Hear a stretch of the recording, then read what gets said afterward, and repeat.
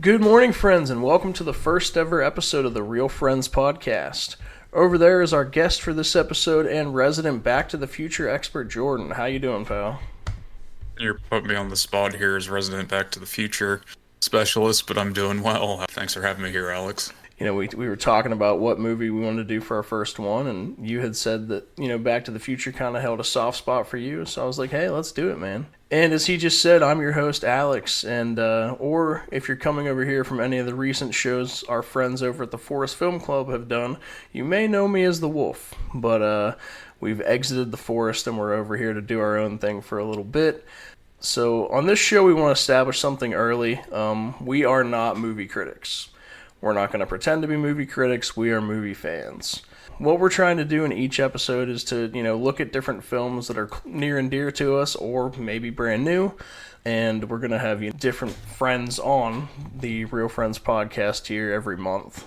So each one of them is going to, bring a different flavor of movie fan and knowledge to the table. And we hope you enjoy their perspectives.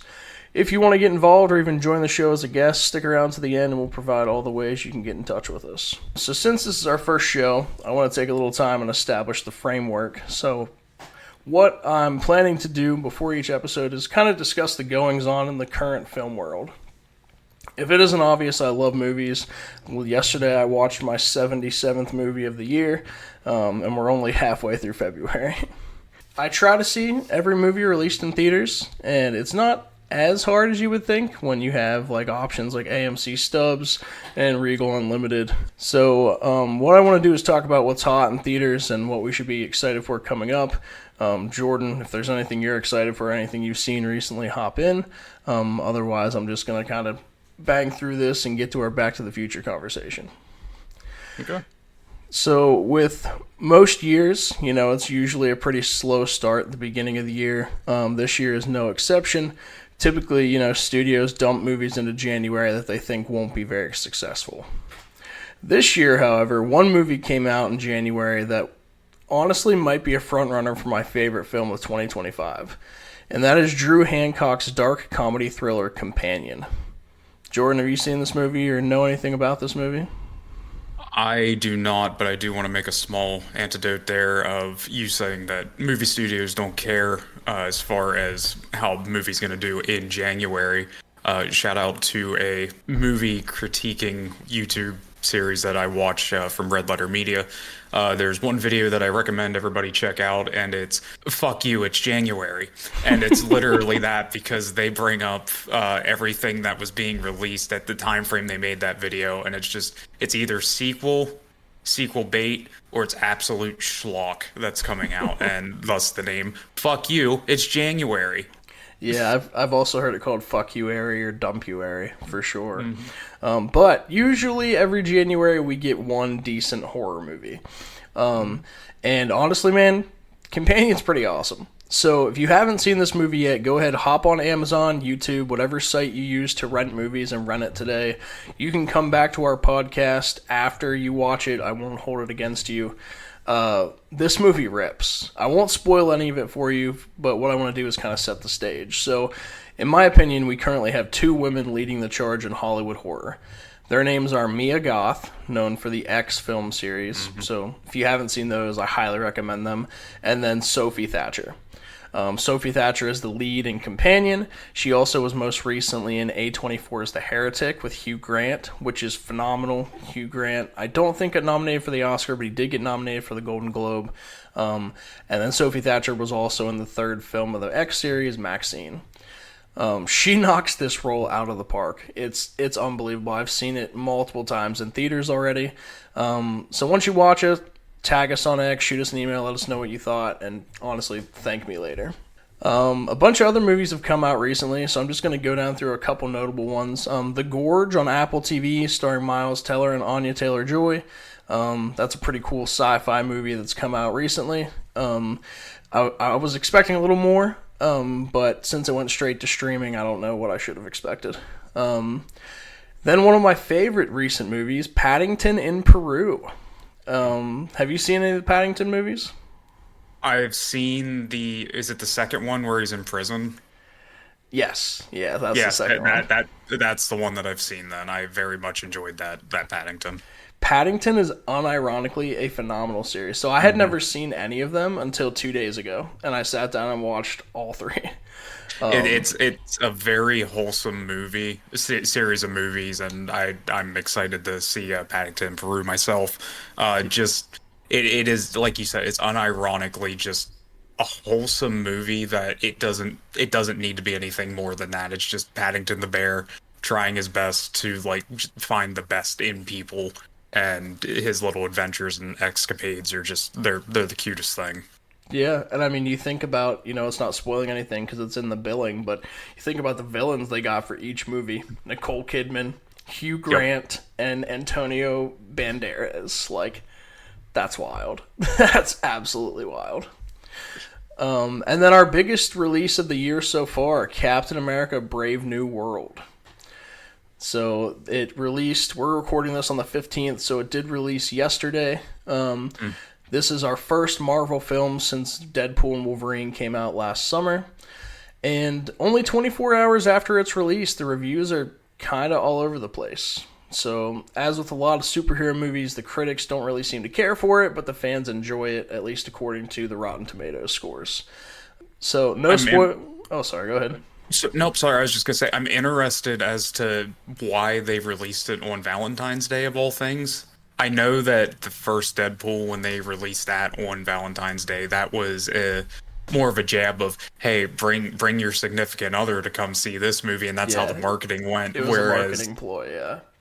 Whereas a Captain America movie, I mean, Steve Rogers is obviously old. And like it's him. I would assume him passing the torch. I myself haven't seen it either, but with that being said, I'm just very curious as to why Valentine's Day, especially since this is the latest Marvel theater release that we've gotten in a while, that they just drop it then. Yeah, so my only thought on that is they only released one movie last year, and they're planning on releasing three this year. So I think they're just trying to space them out. So, like, we're getting this one right now, then we get Thunderbolts in May, I believe, and then in July, we're getting Fantastic Four. So I think they're Fantastic just Four, trying I'm to spread excited. them out. Yeah, Pedro Pascal as Mr. Fantastic. Yeah, it's going to be Hmm. dope. So I have seen Captain America. I've actually seen it twice since it came out in theaters. So I saw it Thursday night at the earliest release, and then I saw it last night with our friend Christian. So no spoilers here whatsoever. But if you're considering whether or not you should go see it, you should go see it. It's a movie that deserves to be seen on the biggest screen you can find, and then you can make your own judgments on whether it's good or bad. Uh, Released to Netflix, something that I enjoyed. As Alex said, we are not video game critic, or yeah, we are not movie critics. I'm not going to say I'm a video game critic either. I am a very avid video game enjoyer. Call it plain Jane, but the Witcher series is a series of video games that I very much enjoy. I like the live action show. It was very good. But Netflix just released The Witcher: Sirens of the Deep Oh, when did not that too come long out? ago. I knew that was coming out. I didn't realize it already did. Official date, I'm not sure. I just caught it last night myself. Oh, okay. Very, very good animated movie. I really enjoyed it for what it was. Being a Witcher fan in a sense. So it came out. So today's the 15th. It came out 4 days ago. So Okay. yeah, it just released this week. The Witcher: Sirens of the Deep is very good. Geralt of Rivia he is a very good individual. Yeah, he is usually who I play with in Fortnite as my skin. So that's my experience with The Witcher. So a few movies releasing between when we're recording here and when this will actually be released to you. So to give you all a little information, my plan is to release an episode bare minimum once a month on the last day of the month, because what I want to do is these kind of conversations at the beginning where we talk about movies that have come out and then movies that we're excited for, and the easiest way to do that is just to go month by month. So a few movies coming out between now and the end of the month are first of all The Monkey, which is a new horror movie from the mind of Stephen King. To bastardize the explanation of the movie, I'm just going off what I've seen in the trailer. It's about two brothers who find this wind up monkey as kids, and ever since they have, deaths just follow them. So it looks like from the trailer, anytime you see the monkey and he hits his drum, someone dies. So I'm really excited for that. It looks bloody, it looks fun, and we are, as I talked earlier about the, Mia Goth and Sophie Thatcher, we're kind of in the heyday of horror right now. I feel like horror had a huge heyday in like the 80s, and now we're in another huge heyday for horror, so it's pretty awesome.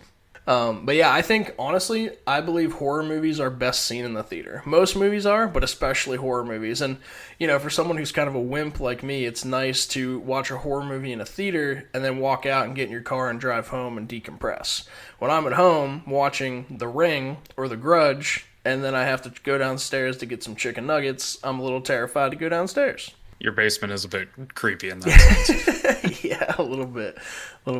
So yeah, we got the monkey. Another one I'm cautiously excited for, but we'll see. It's called Last Breath. It's a true story about a deep sea diver that was separated from his crew during a storm, and he's trapped hundreds of feet below water. And it stars one of the GOATs, Mr. Woody Harrelson. Woody Harrelson in a horror setting. That's I don't think it's going to be horror. I think maybe not horror in the sense of you being stranded. For sure. Yeah. It looks interesting. I don't know. I'm going to check it out. Talking about me being a wimp, I don't want to drown, so watching someone drown is going to suck, but hey, we'll see. Yeah, so that's February. So before we get to our main topic of the day, I just want to talk about some upcoming movies you should see. March is a stacked month for movies. Have you looked at anything coming up, Jordan? Okay, so I did see a trailer for the new Snow White. Don't know how I'm going to feel about that. I mean, it's been hit and miss for some of the Disney live action movies. It's been almost entirely misses. Yeah, I was being nice, but I agree. That being said, Jason Statham has a new movie coming out called A Working Man. Yep. So, stop me if you've heard this before. Jason Statham plays a normal guy who gets sucked back into his previous life of military police training to save someone he's just met. Yes, it is the plot line of literally every movie he's in. But I'm going to watch it because they rip. They're really good. I have a soft spot for Crank. I mean... Oh my god. Yeah. But that being said, hardcore Henry guy myself.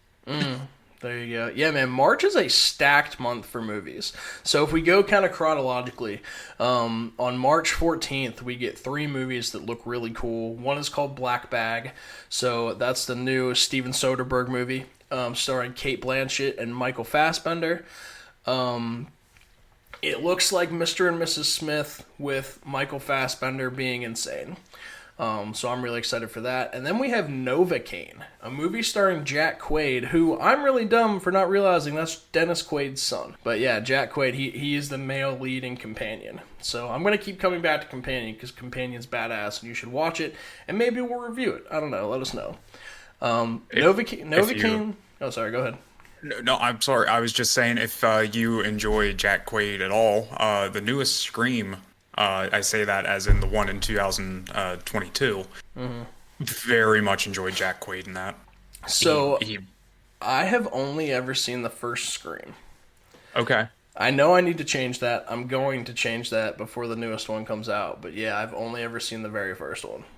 I will say, from somebody that's seen them all years and years about, it's just, hey, that Scream's one, I'm going to watch it. Okay, that was an okay time. Sure. Anyhow... The newest, put that in big air quotes, Scream, that very much seemed to be a callback more to the first Scream than anything else. So if you've only seen the first one, you could probably jump into the newest one and enjoy it and be like, hey, I understand that. That's cool. Yeah, I used to watch anything I could with Matthew Lillard. I thought he was dope. So, I mean... Without a Paddle, Scooby-Doo, obviously, and then Scream. I like Matthew Lillard a lot. So I have heard rumors that he might be coming back in the new one. So yeah, back to Novocaine. So it's about a guy who can't feel any pain, and he goes on a quest to save a girl he fell in love with after she's been kidnapped by bank robbers. It sounds weird, but if the trailers are any indication, it's going to be a really fun time. I really like this poster. Yeah, it's sick. I saw it at AMC, and I really wanted to ask them if I could like take it home. It's the look up the poster for Novocaine if you have to. I'll just We'll say, put it on our Twitter. You can check it shoot out. your shot. Shoot your shot's a really good spot there for bullet casings going into his arm, and then a Yeah. fried knuckle sandwich, just his hand wrapped up. That's awesome. Have you seen the trailer for it? Yes. Yeah. Yep, that's one that I have Yeah. seen the trailer for. It looks like a good action movie. It does. Jack It really does. Jack Quaid could very much pull off a modern day Max Payne movie if they wanted to try and do a game movie tie-in again. Yeah, He's got the face. I think Jack Quaid is going to easily surpass his father as an actor. But his dad was also insanely good in The Substance. Like he was Yeah. I think he was perfectly cast for that role. And I can't remember what the TV show coming out is called, but he plays some kind of serial killer in a TV show coming out soon. The Smile Killer or something like that. That looks really good too. So maybe he's having a little resurgence. I don't know. But also on the 14th, we get another A24 movie. They're pumping them out, man. It's called Opus.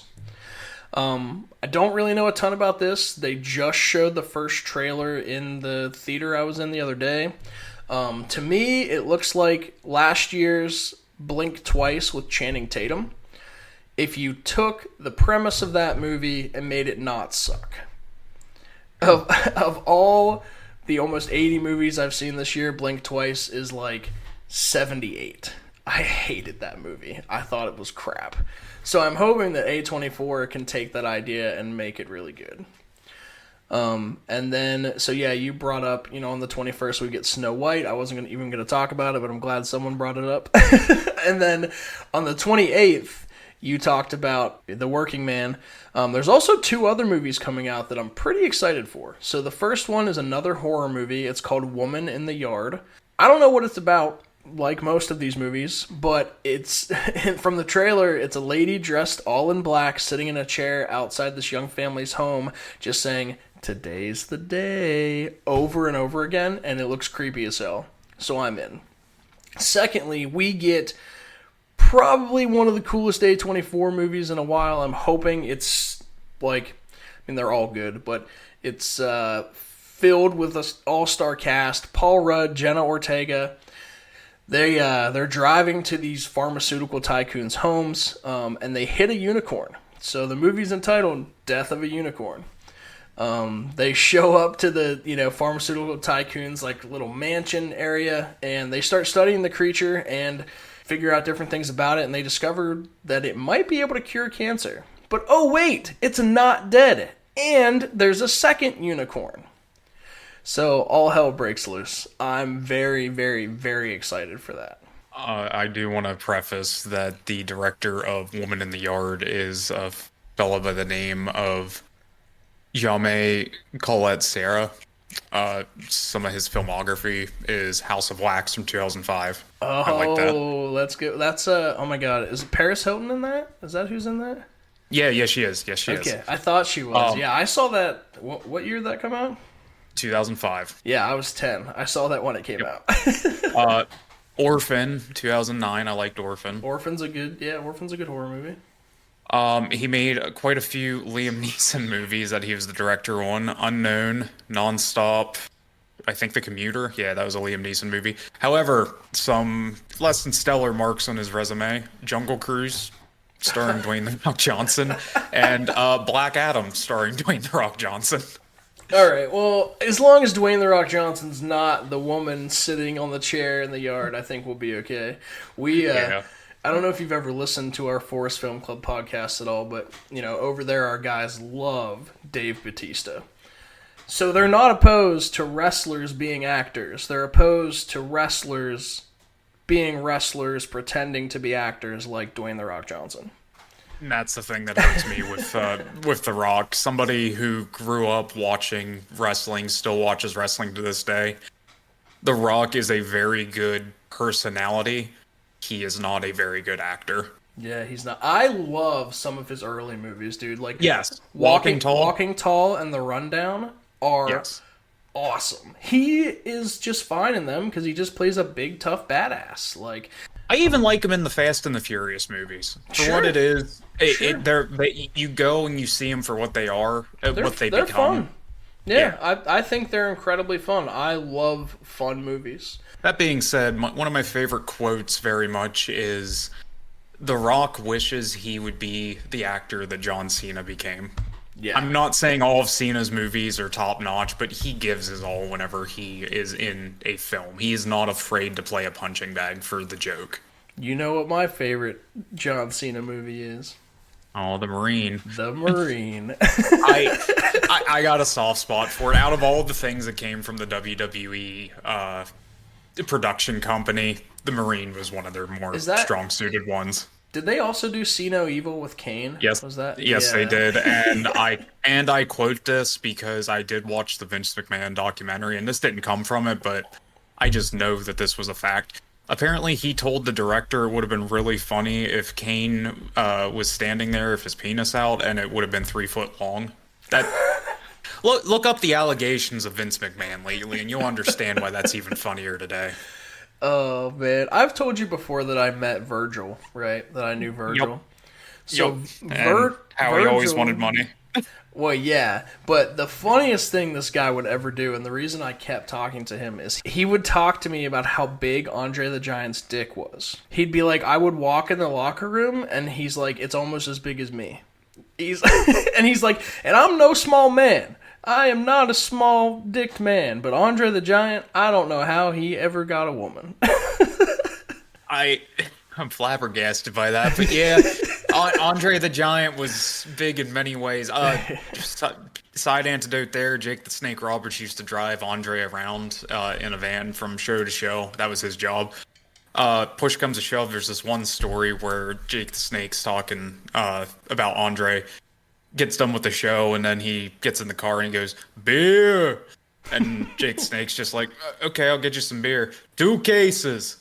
This fella goes and Andre drinks 48 beers in an hour in the back seat, has all the empties back there, gets out, gets in the hotel. Jake the Snake's like, okay, I'm going to go clean this up. I'm worried I'm going to put my hand in piss. Andre just drank 48 beers, didn't piss or anything, just went upstairs. And I think to this day, Andre might still have the Guinness World Record for most beers drank in one sitting in like an hour.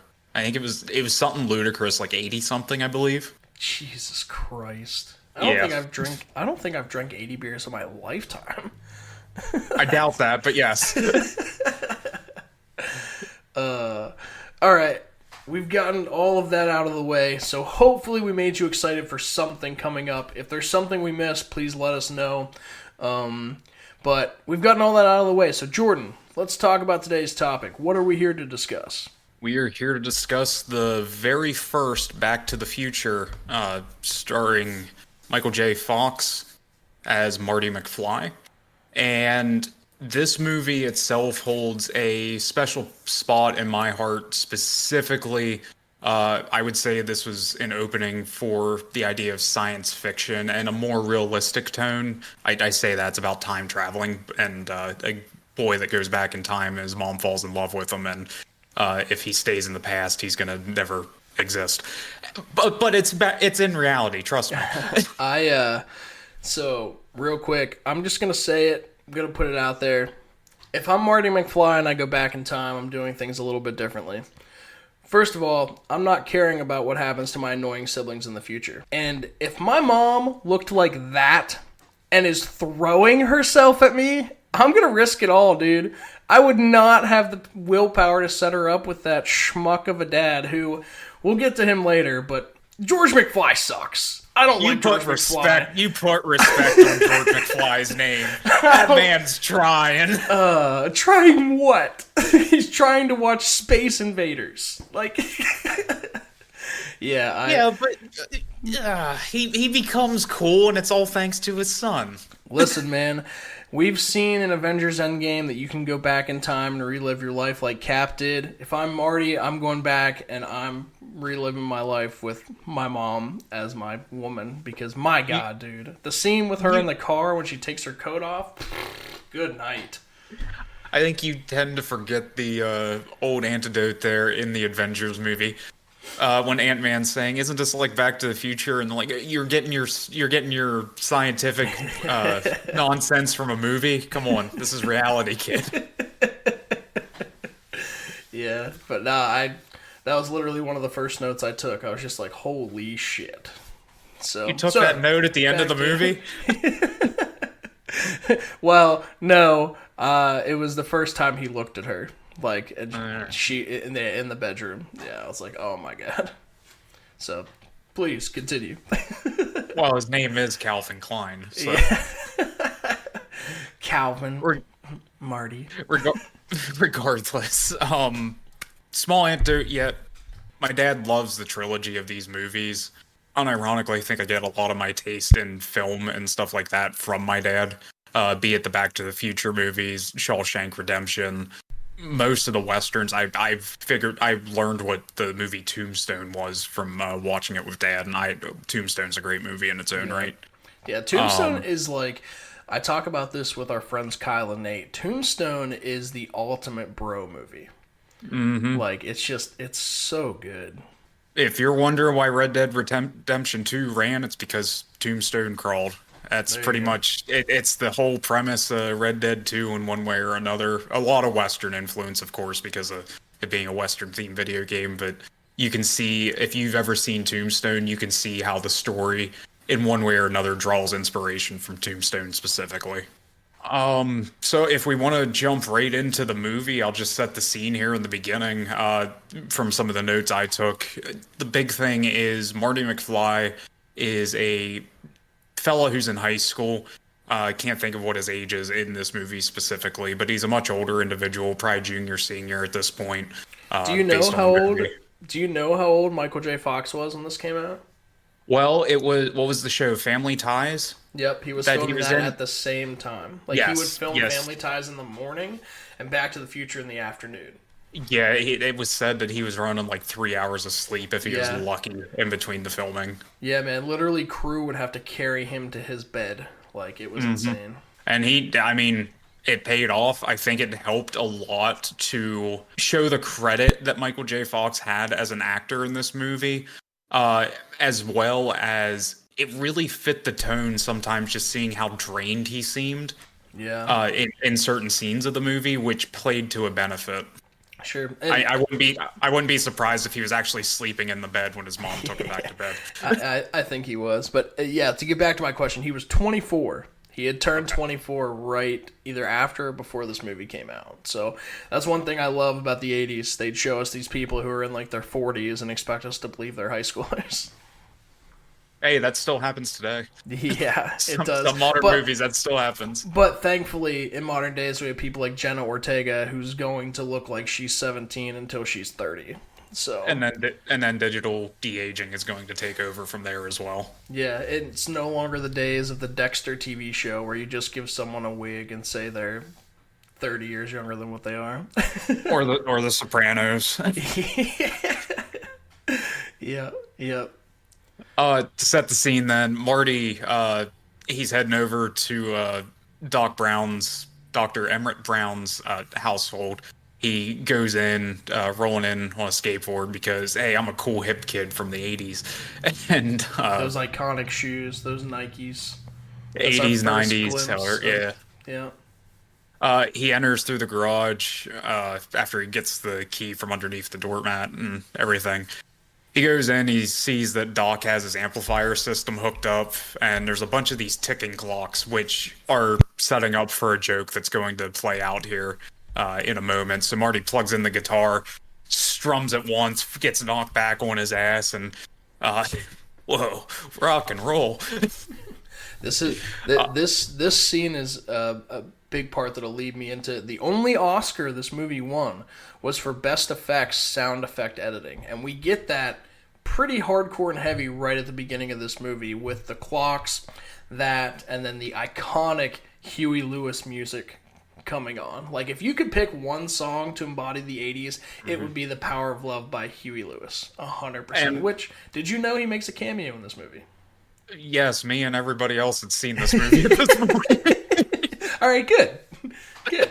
For anyone I that got, doesn't know, he's the guy with the megaphone, one of the judges. he Yeah. is the talent show judge. I have to razz you on that because that is a while it might not be shown to everybody because Huey Lewis is obviously much younger in this role and it might not strike you right away. Hey, that's Huey Lewis. In the day of Power of Love and everything, people are going, "Oh my God, that's Huey Lewis." Yep. Yep. 100%. It's so good because it's literally a 2 second line. Like it's so funny. You're Sorry, son, just you're just too too loud. loud. That's one thing I love about this time period is like high school teachers and stuff like that were just such iconic characters in movies, man. The Breakfast Club, Ferris Bueller, like just so cool. I wish we would get. It's been a long time, I think, since we had a good teenage comedy. Like, I think Superbad, honestly, was the last really good one. I would love another teenage comedy. I think it'd be hilarious. I agree. Oh, what there was Bo Burnham. Say what you will if you like his music or as a comedian and things like that. It wasn't so much a comedy. It was more of a look as to what a teenage coming of age individual is, and like he casted like kid or teenagers, young adults for the role. I just can't think what the actual name. Eighth grade. That's what it was. Oh, I've never Uh, even heard of that. I enjoyed it. It is very much a drama, but I I don't know. Oh, I enjoy. that's an A24 movie. Is it? Yeah, it was distributed by A24. Wow, that's pretty flipping cool, honestly. Well, I guess when we're done with this trilogy, we'll review Eighth Grade.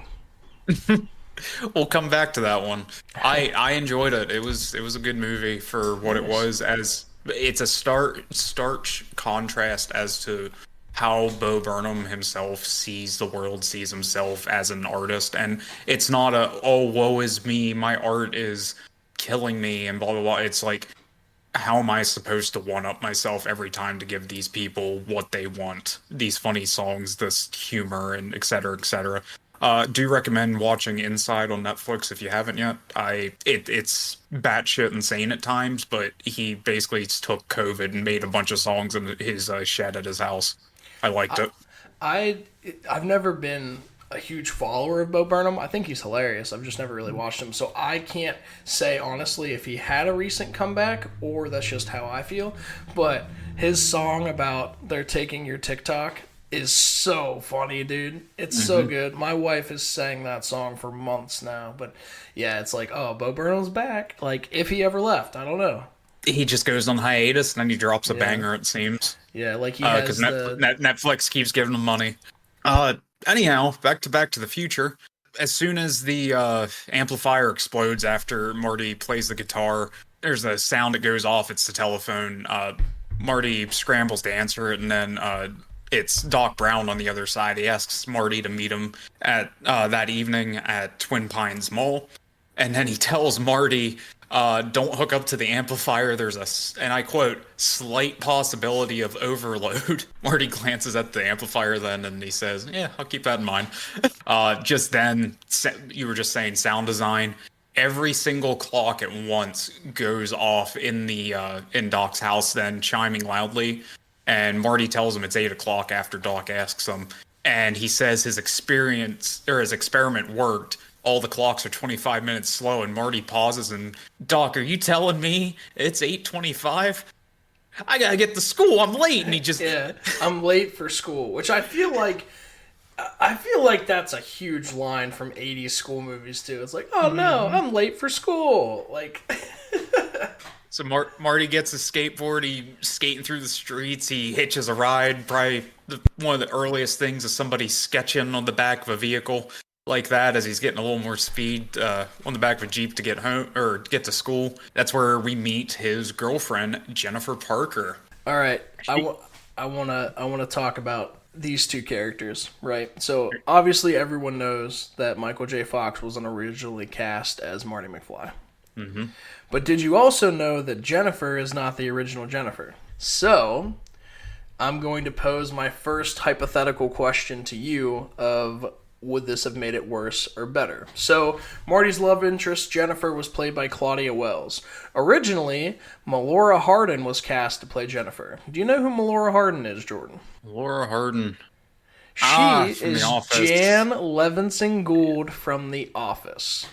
I don't think it would have been worse. So, I do think it would have been a lot more different as somebody who enjoys The Office. right. It's weird to see Melora Hardin and other stuff. Like, she's in Tower of Terror, like, as, like, a main character in that. Like, yeah, knowing her from The Office first, just because of when we grew up. But here's my problem. Why they replaced her. She didn't do anything wrong. The director replaced Eric Stoltz with the much shorter in stature Michael J. Fox.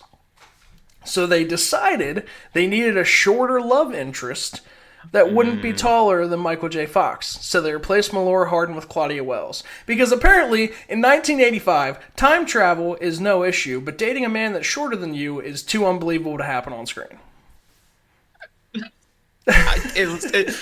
Look, I don't question Spielberg sometimes, but that one's... Well, I don't even know if Spielberg had a hand in it. I mean, Spielberg's just an executive producer on these, like, because he either owned or partially owned the production studio. Like, I don't know if he had much of a say in any of this, but it did seem like executives affected a lot of this movie, which other things I'll come up at, I'll talk about as you go.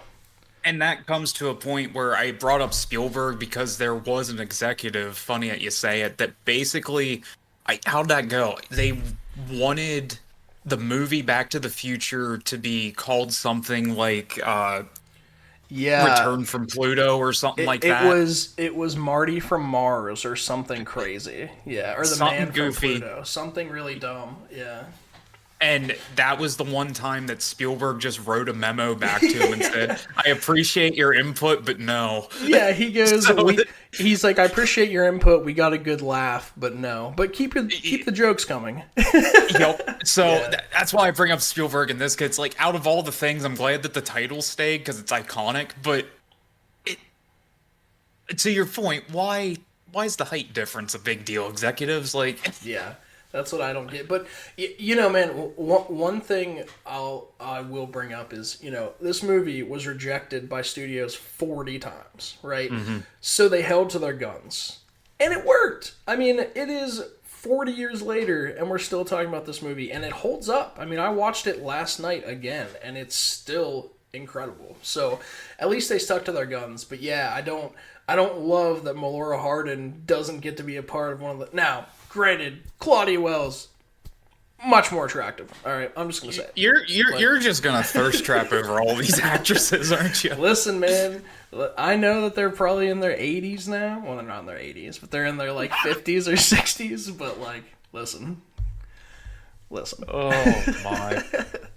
All right, Hey, please. John DeLorean's still getting his checks. So that's what matters. Okay, there's another one. Did you know that the original time machine was not a vehicle? It was going to be some for nonsense where it would sit in a room like think Star Trek and the holodeck. They're just going to walk in, time travel. There you go. Well, They wanted the car because they thought it would be cool if it would be mobile because it would have a lot more exciting sequences as a result. So, in the original script, from what I've read, is that it was something like that, but in a refrigerator. And It got downsized. Yes, Yeah. it got downsized to a refrigerator. Yep. That's right. And then they would put the refrigerator on the back of a truck, and they would drive that into a nuclear explosion. But Yup, they and that would have decided changed. that cost too much money. Yes, the budget wouldn't allow it, so that's why we have much later in this review here, much later, how the actual plot synopsis ends up being Yeah. for Marty to get back to the future. But additionally, with the car, did you know Ford then came to them and wanted the car to be a Mustang and offered them a lot of money to make the car a Mustang? And thankfully, for us movie nerds, that didn't happen. Exactly. I did hear something about that. The thing was they loved the look of the DeLorean, and Doc Brown even says about its sleek, futuristic design. How could It you have a looks better like a time car? machine. Yeah. Yes, and that they wanted something that looked futuristic at the time, and John DeLorean it sent them a letter specifically saying thank you for putting my car in the movie. Yeah, man. Absolutely. So we jump back. You see Jennifer Parker, who is Marty's girlfriend, waiting for him, saying, "Mr. Strickland's looking for you, Marty."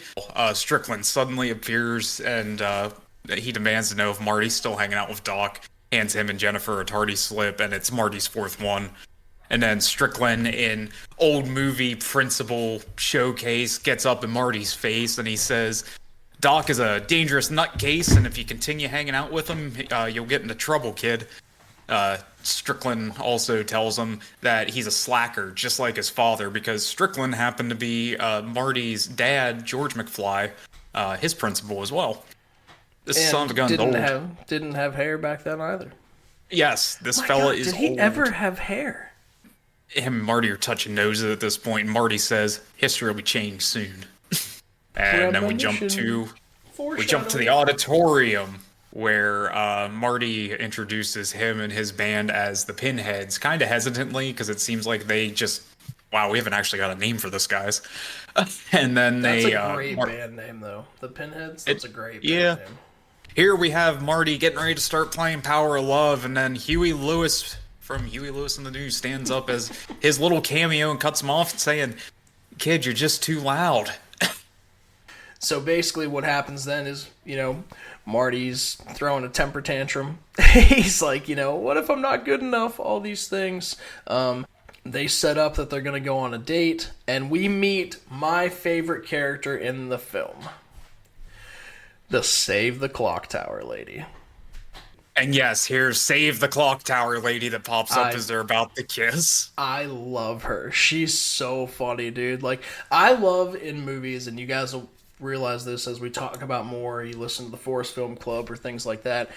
I love small characters that dominate their scene in a movie. Like, I don't know, Jordan, you ever seen There Will Be Blood? Mm-hmm.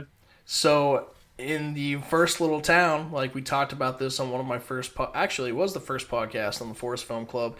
There's a dude in that little town who just dominates the scene. He's like, "You have no business here, woman," like freaking out. Like, I love characters like that because to me, excuse me, it does a couple things. First of all, it shows me that actor really has some chops or wants to have chops. And I love that. Because as a theater actor myself, I love that shit. Own your moment, have the spotlight on you, do that. But additionally, I think it's so funny because that stuff gets left in. Like, if directors didn't want someone to go crazy in that role, they wouldn't leave it in their movies. But they did. Yeah. So, yeah, she cracks me up. And then Marty's just like, "All right, lady, here's a quarter." And she just, like, walks away. Bless you. Don't forget to take a flyer. Yep. Do you recognize that clock tower from any other movie that you and I It's- have seen? It's on the Universal lot. Go ahead and tell me the movie because it ain't sticking right now. I'll give you the year. Let's see if you can figure out from that. Oh gosh, I think it's 62. I should have known that before I asked. Yeah, 1962. We also read the book in high school. It ain't sticking. You gotta tell me. It is the courthouse from To Kill a Mockingbird. Oh, son of a gun. Okay. Yep. That is really cool, actually. I'm just trying to think it is on the Universal lot, and I want to assume. Oh goodness, what other movies could that have been in? Oh, okay. I looked it up. It was in Kingston Falls in the Gremlins series. Wow, it's got quite a list of cameos. Is it still there? I doubt it. It was in Maxine. Oh, okay, so it is. Nice. Yep. So it following a partial list of productions that used the Courthouse Square set. So whether it was in the background at Maxine or not, that's one thing. But they shot on the lot for Maxine. Nice. That's awesome. I love seeing when stuff is shot in Hollywood because a lot of stuff's not anymore. You listen to actors talk, like when they get to shoot something in Hollywood, they're like, "Thank God I get to stay home. I don't have to travel to Alberta, Canada or anything like that."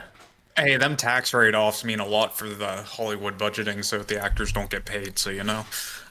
I'm interested to see, complete caveat, but I'm interested to see how like all the wildfires and stuff affect this because one thing I didn't talk about at the beginning that I should have, I believe 2025 is going to be one of the best year for films in a long time. We're coming out of the strike.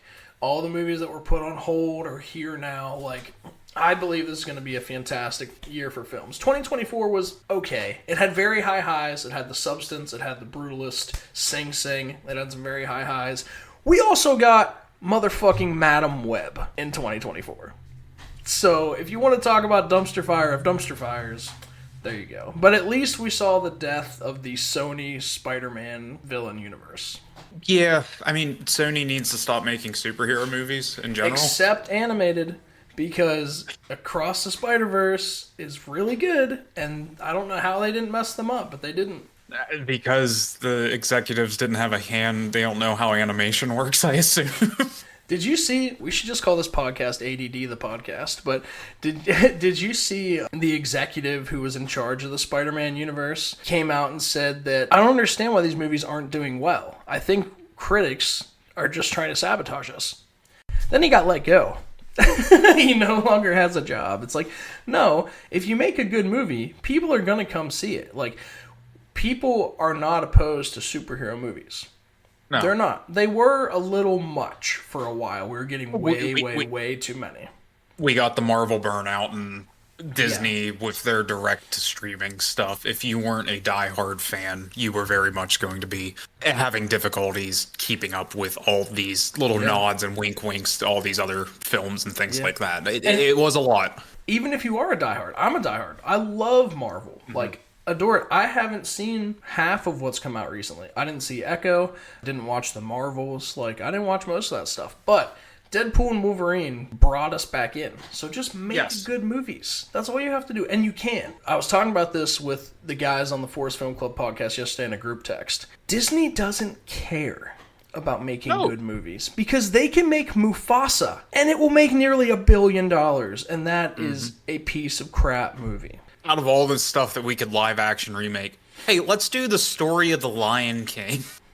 Let's do a live action CGI. Yeah, let's do a backstory to the Lion King. Or, hey, let's make Snow White and the Seven Dwarfs, but instead of getting little people, they're going to be CGI. They're going to be normal-sized people CGI'd. Like, what are we doing? What are we doing? Well, see, Disney likes to play the card of, well, it would be insensitive if we would have little people as a butt of a joke in that, but it's like... No, it's not!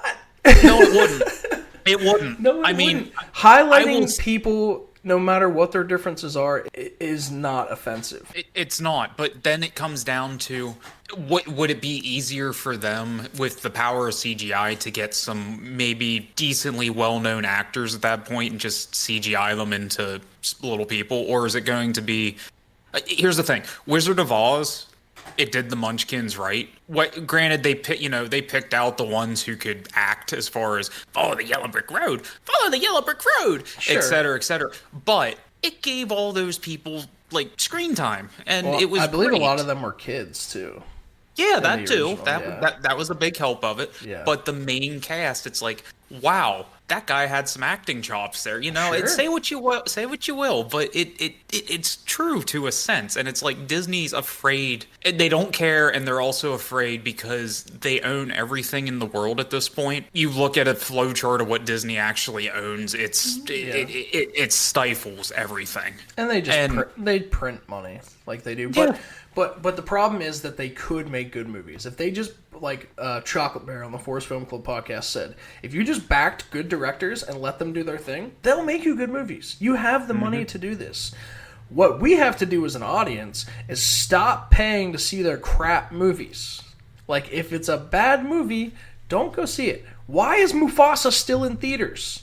It baffles me. I can take little Timmy to go see a backstory of the Lion King. Is he going to understand it? No, but I don't have to pay attention to him for the next 3 hours, and I got this ticket on cheap. But if we're going to do that, I mean, shoot, there's so many other movies you could do that with. Dude, Dogman! Dogman's awesome! Dogman is a great movie. Take your kid to see that. Why do they need to watch crappy Mufasa? I don't know. I hate Mufasa. I have only in my life left 2 movies early that I paid to see in theaters. The first one, going back to our boy, Dwayne "The Rock" Johnson, his movie he made with Mark Wahlberg called Pain and Gain. I lasted maybe half an hour and left. I thought it was absolute garbage. I was also like 15, so I should maybe give it another chance. But the second one happened in December of last year. I walked out of Mufasa 20 minutes in. I was like, this movie sucks. Yeah, and that's to a point. We're also spoiled nowadays to a lot of the streaming services Sure. where they can pump out that crap, and if it doesn't do well in the theater per se, guess what? It's going to Disney anyhow. It's going to Disney Plus. It's going to Max. It's going to X, Y, and Z. Would pick your poison here. Yeah. And that's why you have a lot of these movies or shows and things like that are being pumped out like a factory that's killing the creative. Don't get me wrong. There are some that are still they're good. There are a lot of good. There's a lot of good stuff still coming out. Oh yeah, 100%. The issue is it's very cookie cutter, cut and dry a lot of the times. Even the good stuff is afraid to try, and a lot of that has to do with the streaming aspect of it, in my opinion. I would agree with that. I think we're seeing a transition back now, though. Like that's part of the reason why I think 2025 is going to be so great. Like the new Frankenstein movie coming out, right? Like yes, it's made. I believe it's made by Netflix, but Netflix has said it's going to be in theaters first. Mm-hmm. We're putting it in theaters first, so I think we're seeing a swing back. Nicole Kidman tells us before every AMC movie, we come to this place, for magic. And it's true. The best place to see a movie is in the theater. I would not want to see Deadpool Wolverine on my TV. That absolutely had to be done in a theater. At least the first time. Like rewatching. Yeah, the first time. Yes. Fine. Yeah. The scene at the Top end. Gun Maverick. Yeah, that's one you gotta see in the theaters. Just the sound system, it brings it alive. Having people in the theater, hearing the laugh, hearing the ooh, all that as a group. Yeah. It brings movies to life.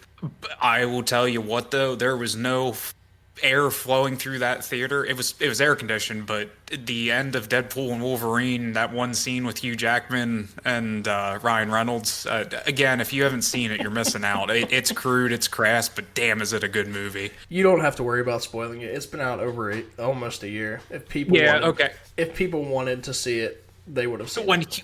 When Hugh Jackman's freaking Wolverine armor breaks off and you have a remake of Madonna in the background, you felt air blast through that theater even though there wasn't a darn thing going on that would make that happen.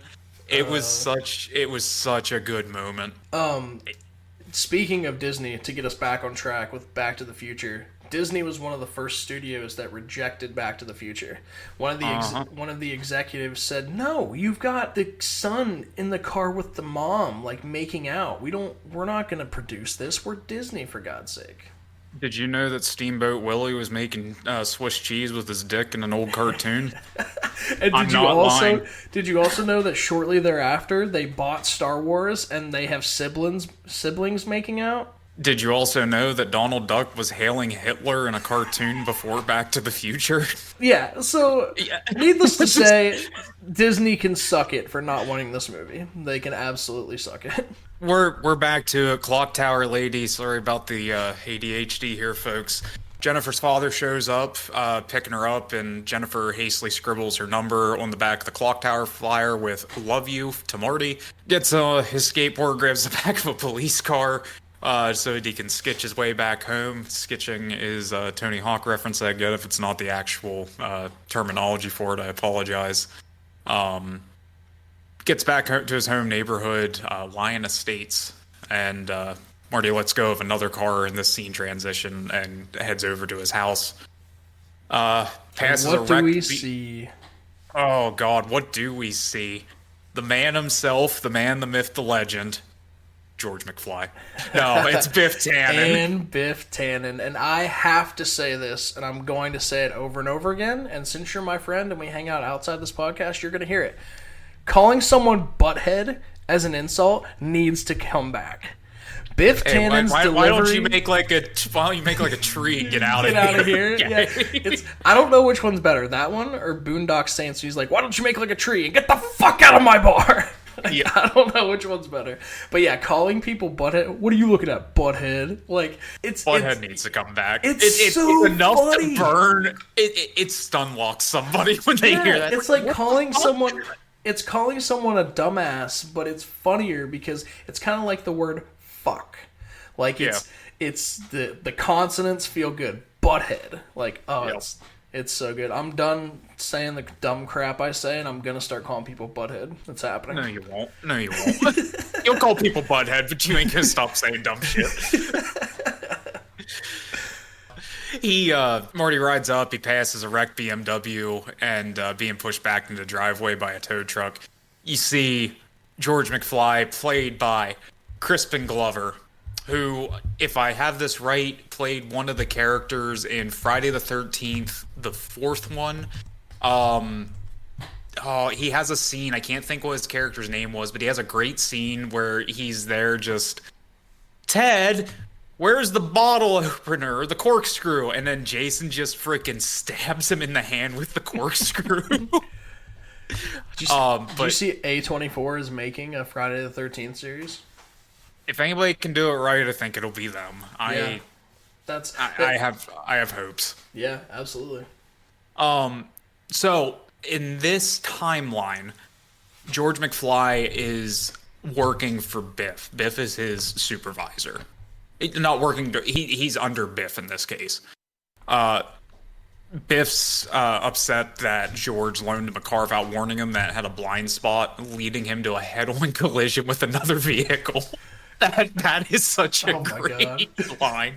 He's like, he goes, now, Biff, I'm hoping that, your insurance is going to pay for this. He's like, insurance? It's your car. Your insurance is going to pay for it. Who's going to take care of this? I spilled beer on my shirt when I wrecked.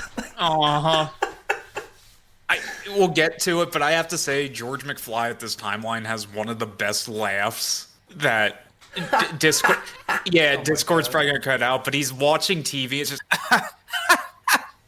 It's his face. It's his face. Yes. But this leads me to my next question for you: is George McFly the biggest pussy in the history of film? In this timeline, yes. However, it builds up and you understand why because of the one moment towards the end. Yeah. Well, not even that. He was bullied by Biff all his life, and he gets his comeuppance in the end. Yeah. Which it makes it worth it. It is satisfying, but holy shit, dude. Imagine if your dad. Imagine you come home and you just see your dad is just the biggest pussy in the world. Mm-hmm. Also, how did they age that much in 30 years? Like, stress. Biff then asks George if he's finished filling out the report that he needs for work. He hasn't done them yet, and Biff's annoyed, taps him several times on the head, remind him he needs to retype them because he'll be fired if he hands in George's handwritten report. And then he's upset that all they have in the fridge is light beer. Which anyone that attended high school knows that that's going to come back around, that he did his work at high school. Biff leaves. George hesitantly tells Marty he isn't good at confrontations. And then Marty asks about the car, which he was planning to take the trip with Jennifer up to the lake with it. You can't forget the line, though, where Biff does look at Marty. He's like, what are you looking at, butthead? And then as he's leaving, he says, say hi to your mom for me. Yeah, which that one has to come back. Yeah, it gets a little rapey. Yeah, okay, I had forgotten that. At the end, it does. Yeah, I had forgotten that. That line does have to come back in a sense. Just joking with the buddies. Say hi to your mom for me. Yeah. Anyhow, they're all sitting down having dinner. You get to meet a little more of the McFly family. You have Lorraine, as I said, Marty's mom, and then Dave and Linda, Marty's brother and sister. Lorraine drops a thin cake onto the table and it says, welcome home, Joey, next to a picture of a bird flying out of jail because the joke is Uncle Jailbird Joey failed to make parole again. They were expecting him to come home. Which the callback to that is very funny. Like, better get used to these bars, buddy. Like, because jumping ahead, Marty sees his uncle as a baby when he goes back to the past, and he's obviously in a playpen, and makes that call back. Yeah, and the mom's like, yeah, he cries when we take him out, so we just leave him in there. Like, yep. Ending. It's good. Entirely ending people's careers as psychologists to nature versus nurture. Clearly, his nature is to be a criminal and be in jail. Shut the fuck up. No, no, it's a good joke for the movie. It Yeah, is. it is. It's funny. Linda tells Marty that Jennifer called asking for him. It upsets his mom, who says, Marty, any girl who calls a boy is just asking for trouble. And Linda tries to defend Marty. Lorraine grows upset, insisting when she was Linda's age, she never chased a boy or called a boy or sat in a parked car with a boy. Linda asks how you're supposed to meet anybody in life if you go around like her mom did. Lorraine explains that it just happens. Just like how she met George. And Linda rolls her eyes as Lorraine once again tells the story of how her and George met. It was up in a tree, just what he was doing. George has never explained at this point. When he slipped and fell into the street and was hit by Lorraine's father's car, taking him inside, taking care of him. Lorraine felt so sorry for him that she asked him to the Enchantment Under the Sea dance, which happened to be the same night that the lightning bolt struck the clock tower. When they had their first kiss at the dance, she knew she was going to spend the rest of her life with him. And then she looks at him. He's looking at the TV, has his goofy laugh. Do you know what makes me hate George McFly even more? You know why he got hit by the car, Jordan? Oh, he was peeping in it. He's a peeping Tom. Yeah. Like the best peeping Tom thing I've ever seen in a movie is Adam Sandler's Little Nicky. You ever seen Little Nicky? Yeah. Oh my god, dude. So funny. Like, he just falls out of the tree and dies and goes to hell. That's the very beginning of the movie. I'm barely spoiling anything for you. Little Nicky is an underrated Adam Sandler classic. It's so funny. But yeah, like, George McFly is a peeping Tom. He should have gotten hit harder by that car. This movie shouldn't exist because Marty McFly shouldn't have been born because George should have died as a teenager. Like, that's my alternate universe. I hate George McFly, man. I will stand on this pedestal forever. I hate George McFly. When you look at it that way, yeah. I can't take it, man. You have a grown man pounding you in your head saying, hello, anyone in there? Like, come on. McFly, anyone there? We're not even halfway through the movie yet. Let's go. Yeah, I was going to say, maybe we don't go through every fact of the movie here, just because it is 40 years old. I feel like if people want to watch it, they will. Yes. You know, well, I'll tell you guys the same thing they tell you on the Forest Film Club. We don't have to say spoilers incoming. The movie's 40 years old. We're going to spoil it. If you want to watch it before you listen to us, go watch it. But yeah, let's speed up a little bit. I mean, so we get to where... Oh, yeah, sorry. Go ahead. You're good. I was just going to say, we'll make this point. Marty's sleeping in his bed. Doc calls him saying, you got to meet me. Don't forget your video camera. Stop by the lab, grab the video camera. I forgot it. He meets him at Twin Pine Mall, where he finds Doc's van sitting in the parking lot and his dog Einstein sitting by. Einstein is a great name. They wanted a chimp. Some executives said no money, no movies ever drawn money with a chimp. Sorry, Planet of the Apes. But with actual chimps on screen. Yeah. But those Clint Eastwood movies did well. There were two of them, at least. Yep. Like, yeah, that executive didn't want a chimpanzee. But to be fair, the chimp would have been cool. Einstein's the GOAT. And apparently in the animated series, Einstein is, like, even cooler, like, helps him do stuff. Like, Einstein's cool. I wish he had both. Give him both. Have the Einstein the first one, a chimp in the second one. I don't care. Like... But the joke was, the executive said that wasn't a chimp, it was an orangutan. In whatever movie they quoted making money with a monkey. Yeah, but I think the Clint Eastwood one, it's actually a chimp. It would be. I'm pretty sure. I believe so. Yeah. So, whatever. I liked Einstein. Again, I appreciate when a studio sticks to their guns if it works out. If it doesn't, at least you tried to stick to your guns. Yep. The van opens up. Here's a heavily modified DeLorean DMC-12. I made sure to write that down because it is an iconic look. It backs down the ramp, the driver's door lifts up, and here's Doc Brown, the first time we're seeing him in the movie, and he tells Marty, start recording. Which we didn't mention at the beginning when we said it's starring Doc Brown, dude. Christopher Lloyd. Legend. Yes. Legendary Christopher Lloyd.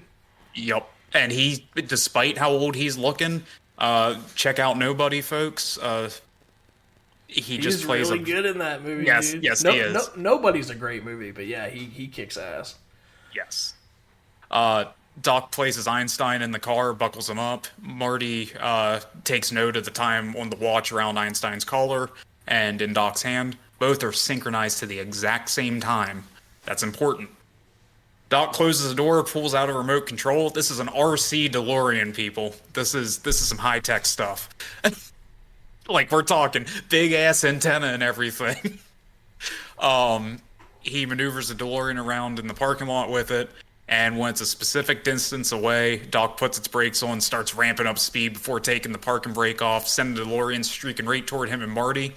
Marty's about steps away a little bit, and Doc looks at him, and Marty steps back because okay, Doc, I trust you. And then suddenly, a bright light is seen from the DeLorean as additional fire and lights are just and just this flaming trails left. I did not make note of the iconic line when this baby hits 88 miles per hour. You're going to see some serious shit. Doc says Yeah, that to Marty. yeah. So it does hit 88 miles per hour on the speedometer. Car vanishes, like I said, fire trail. Doc cheers, but Marty's in shock as it seems like he just disintegrated Einstein. So funny. He sent Einstein in the future 1 minute. Einstein comes back because he's telling him about, Doc's telling Marty that he built a time machine with something called a flux capacitor. And he needed uranium for that, I believe. Plutonium. Plutonium, thank you. Yeah, plutonium. It comes back, and Einstein was successfully put into the future 1 minute ahead, as shown by the clocks. And this is when terrorists. He had to generate 1.21 gigawatts. That's very important as well. Yep. Iconic. He needed plutonium to do 1.21 that. gigawatts. Yep. He asked where he got plutonium, and Doc says he hired a couple of Liberian terrorists to steal it from him with the promise of making him a bomb. However, he delivered him a fake bomb. Doc and Marty put on yellow radiation suits, load another thing of plutonium into the DeLorean, and Doc makes a farewell address to Marty. Here comes a van, Volkswagen, I believe. A man pops out of the roof with an AK-47, begins shooting, and Doc tells Marty to run forward as the Liberian terrorist shoot Doc dead. Yeah, that's actually pretty intense. Like you don't expect that. You don't expect them to actually kill him, and they literally look at him and just immediately just fire off a clip of AK-47 rounds into Doc's chest. It's wild. Yep. A whole freaking mag of AK-47, and he's just dead. And you're like, oh shit. Yeah. First time seeing this, I'm sure people are like, what? Yeah, better go back in time, dude. Honestly, like, I bet this was how we felt about the other guys with Samuel L. Jackson and The Rock when they jumped off the roof, like aim for the bushes. Yeah. I feel like people in 1985, like that's what they got. Like, oh my God, Christopher Lloyd died like 20 minutes into the movie. But he was on the calling cast. Yeah, right. Doc throws away his revolver, showing that he surrenders. I forgot he pulled out a gun, he drops it, and then they shoot him full of holes. Yeah. Marty screams, and the Liberians see him and try and get him. He jumps in the DeLorean, and as he swings around the parking lot, he says, all right, let's see if you bastards can do 90, and he ramps it up, not even thinking about what just happened. He races toward a photo stand, I believe it was, and he doesn't see the speedometer creeping up to 88, or the fact that the time of the clock was set to November 5th, 1955, which makes complete sense in the grand scheme of the movie.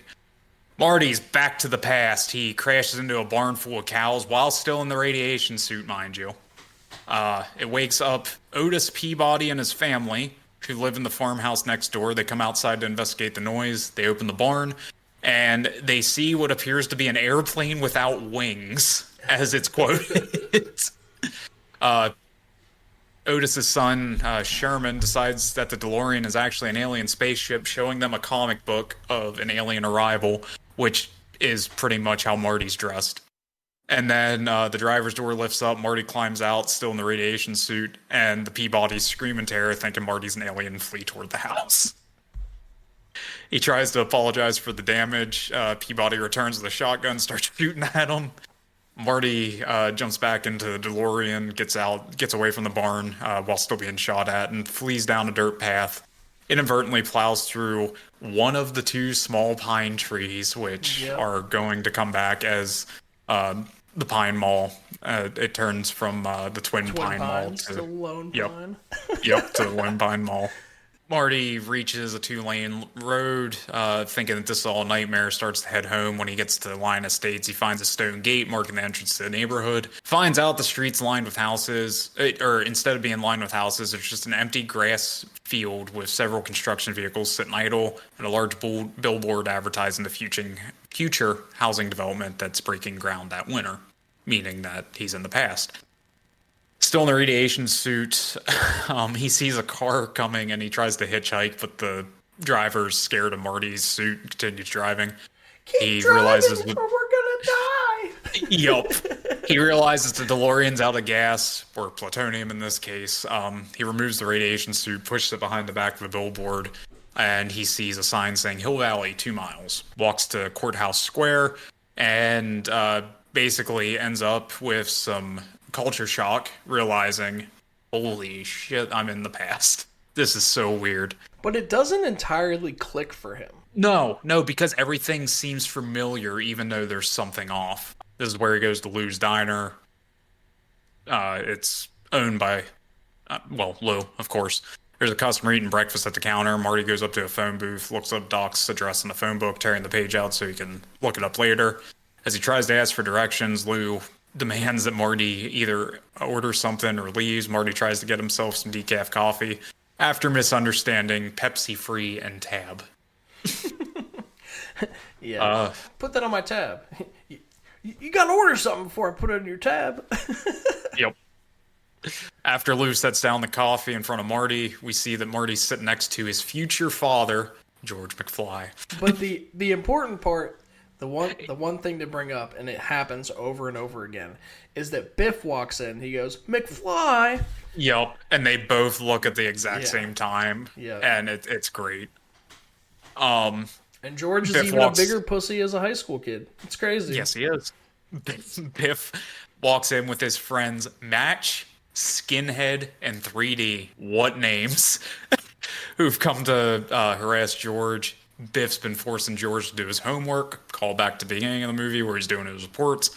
George has been slacking on that. George admits he hasn't completed the homework, figuring it's not due till Monday. Biff gets annoyed and taps George on the head, reminding him that he'll get expelled if he hands in homework in George's handwriting. He needs time to do it in his own handwriting.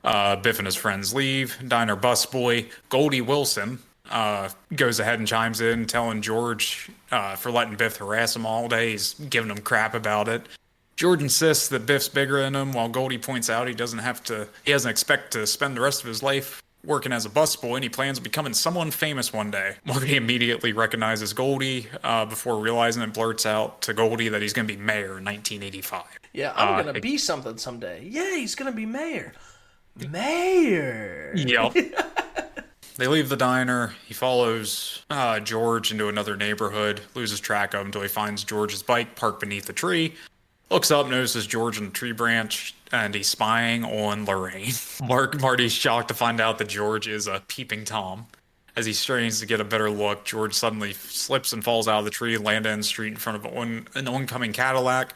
Marty instinctively rushes out, pushes George out of the harm's way of the car. Car slams the brakes, but hits Marty instead, who hits his head in the pavement and knocked unconscious. George gets on his bike and rides away from Sam Baines, who is Lorraine's father. Yells to his wife that another kid has jumped in front of his car. So this ain't the first time that somebody's gotten hit. Sam Baines is easily my second favorite character in this movie.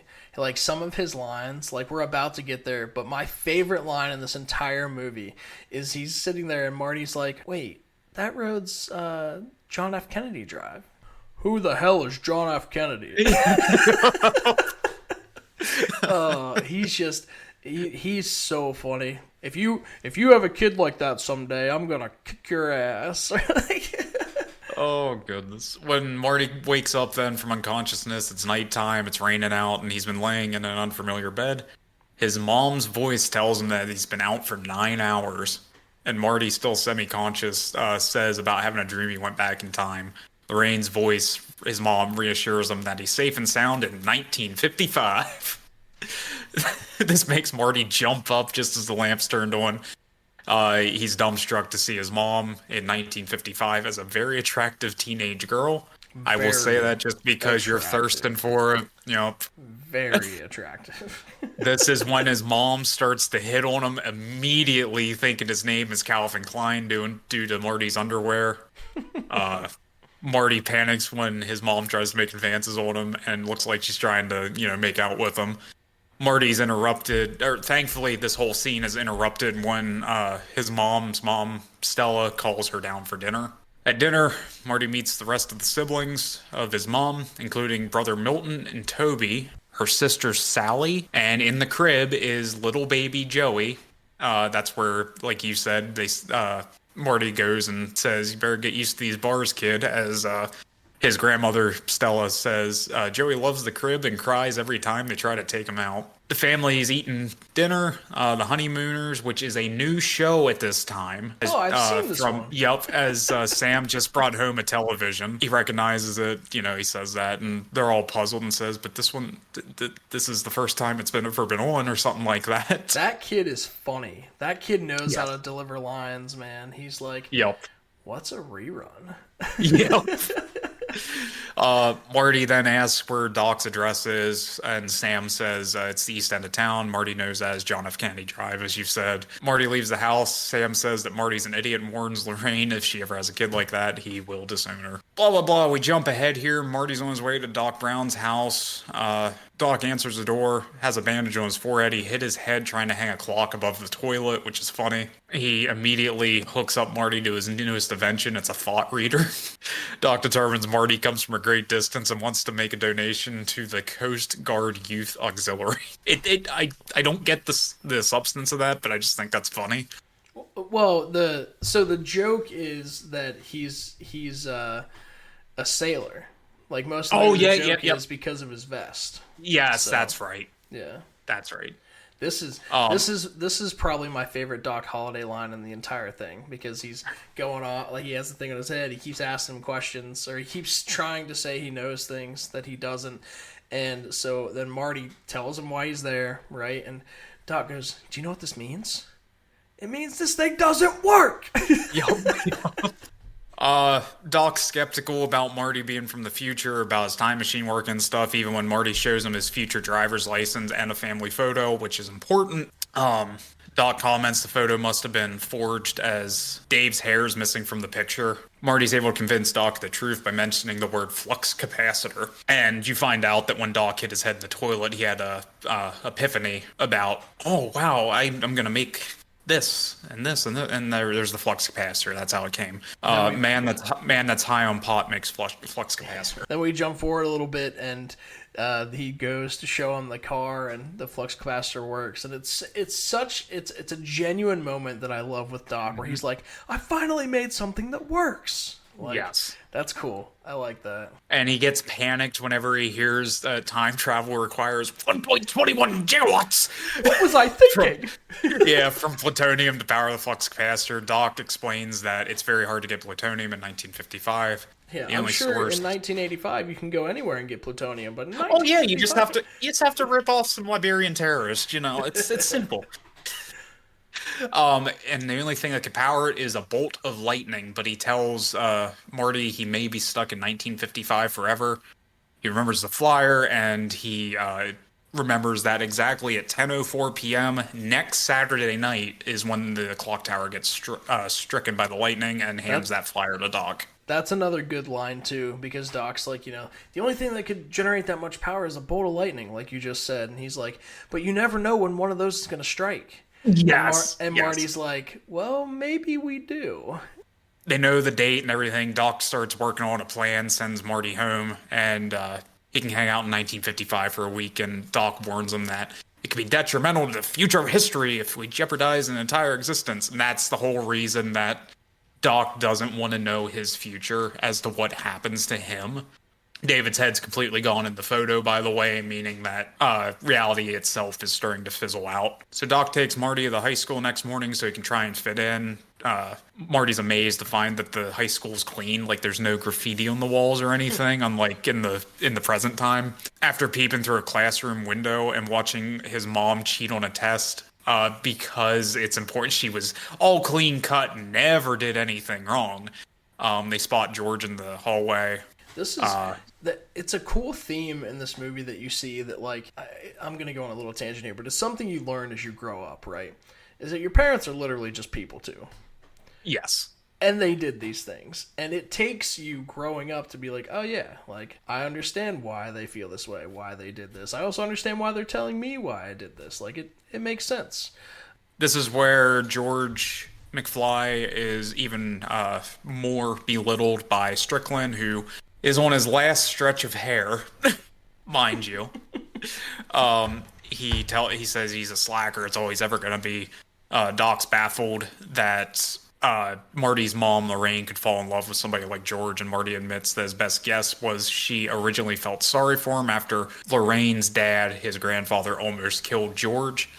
Doc recognizes their relationship as a reversion of Florence Nightingale effect, which happens when the nurses develop romantic feelings for their patients. Funny enough, I was just playing Yakuza 7. One of your friends, your companions in that game, because it's an RPG, they make reference to the Florence Nightingale effect, and that's why the character Namba wanted to become a nurse to try and help people, not for the romantic feelings, but he was inspired by that to try and help people. It's a whole subplot of nonsense. It's a very good game though if you like RPGs, people. Play the entire Yakuza series. They're great beat 'em ups and then great RPGs in the 7 and 8. Anyhow, Marty tries to encourage George to talk to his Lorraine, his mother. Lorraine's already smitten by Marty. Doc realizes the situation's more serious, Oh, etc., so, etc., etc. Marty, I gotta go. Isn't he just a dream? Like Yeah. Yep.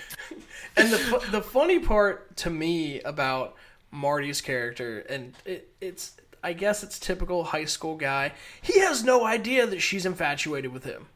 Yes. She is throwing herself at him, and he's like, "Wait, you mean my mom's like what did he say? Like crushing on me? Got the hots Like, for me? yeah, got the hots for me. Yeah, it's like yes.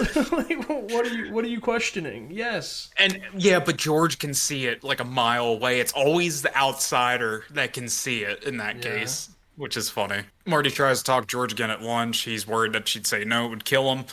George is writing science fiction short stories, which plays into a part then. He says to George, hey, read one of them. George refuses, saying he's afraid people would be too critical. He also suggests that Lorraine would want to go to somebody else with a dance, namely Biff, who you see sitting across the cafeteria being Biff. Sitting with Lorraine trying to grope her. Imagine naming your kid Biff, by the way. Marty immediately marches over, pulls Biff off of his mom. Biff starts pushing Marty. However, Marty, unlike his dad, begins pushing back about to fight Biff whenever Strickland breaks it up. Marty follows George home, starts pleading with him, ask her out, ask her out. He continues to refuse. Marty sneaks into George's room later that night in a radiation suit with Walkman headphones, specifically Walkman. You gotta remember, we're coming from the 80s here, folks. Puts them on George, blasts his ears with Eddie Van Halen's guitar riff. So, And, do you know what's cool about that? So they couldn't use Van Halen because the band Van Halen refused to be a part of the film. Oh. But Eddie Van Halen said he would make them a guitar riff for it and they could use that. So that's why they specifically wrote Edward Van Halen on the mixtape. Oh, that's awesome. Yeah. Marty claims that he's Darth Vader, an alien from the planet Vulcan, and intimidates George into asking Lorraine out and threatening him with a brain-melting gun that's just a hairdryer. The next morning, Marty, I have to ask Lorraine to the dance.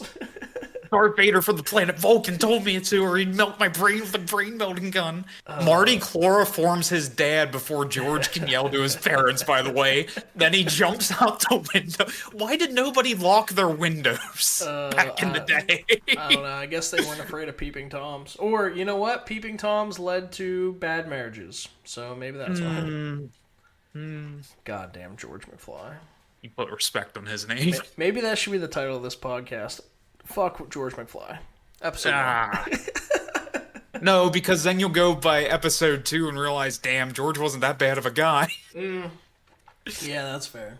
He grew a spine and he became like the best son of a bitch in the series, you know? Yeah. George rushes up to Marty, like you said. He overslept. He's disheveled and shit. Oh, Marty! Marty's trying to open the bottle. Marty's trying to open a Pepsi, and George just takes it and pops it off the soda machine. That's one of those moments that like it didn't need to happen, but it's so funny. It's just it's like, little. It's little, and it's like, wow, Marty doesn't have to. He never. Yeah, I'm surprised that pocket change that Marty might have had at that point never took place. Now that we're talking about soda machine like that. sure. It would have been little as well, but you know what I mean? Like, obviously the quarters and stuff wouldn't have changed for the soda machine. I guess it would have been like a nickel at that point, but still. Yeah. It would have recognized it in the machine because of how basic it was. That's neat. And so time wise, somebody's gonna open that machine up, possibly look at the nickel or just pass us. I'd be like, oh, what the fuck? 85. 1972. Yeah. It's a future nickel. This must have been a misprint. Yeah. That guy becomes a millionaire. Yeah, because right. of the misprint. It's, you know what? We're gonna redo this movie, and the nickel is the sports almanac from the second movie. Oh man, that'd be nuts. Yeah, we're gonna do a spin-off. They're going for the nickel. Yep. Speaking of spin-offs and things, the Zemeckis and Bob Gale have said as long as they're alive, they're never making another Back to the Future movie.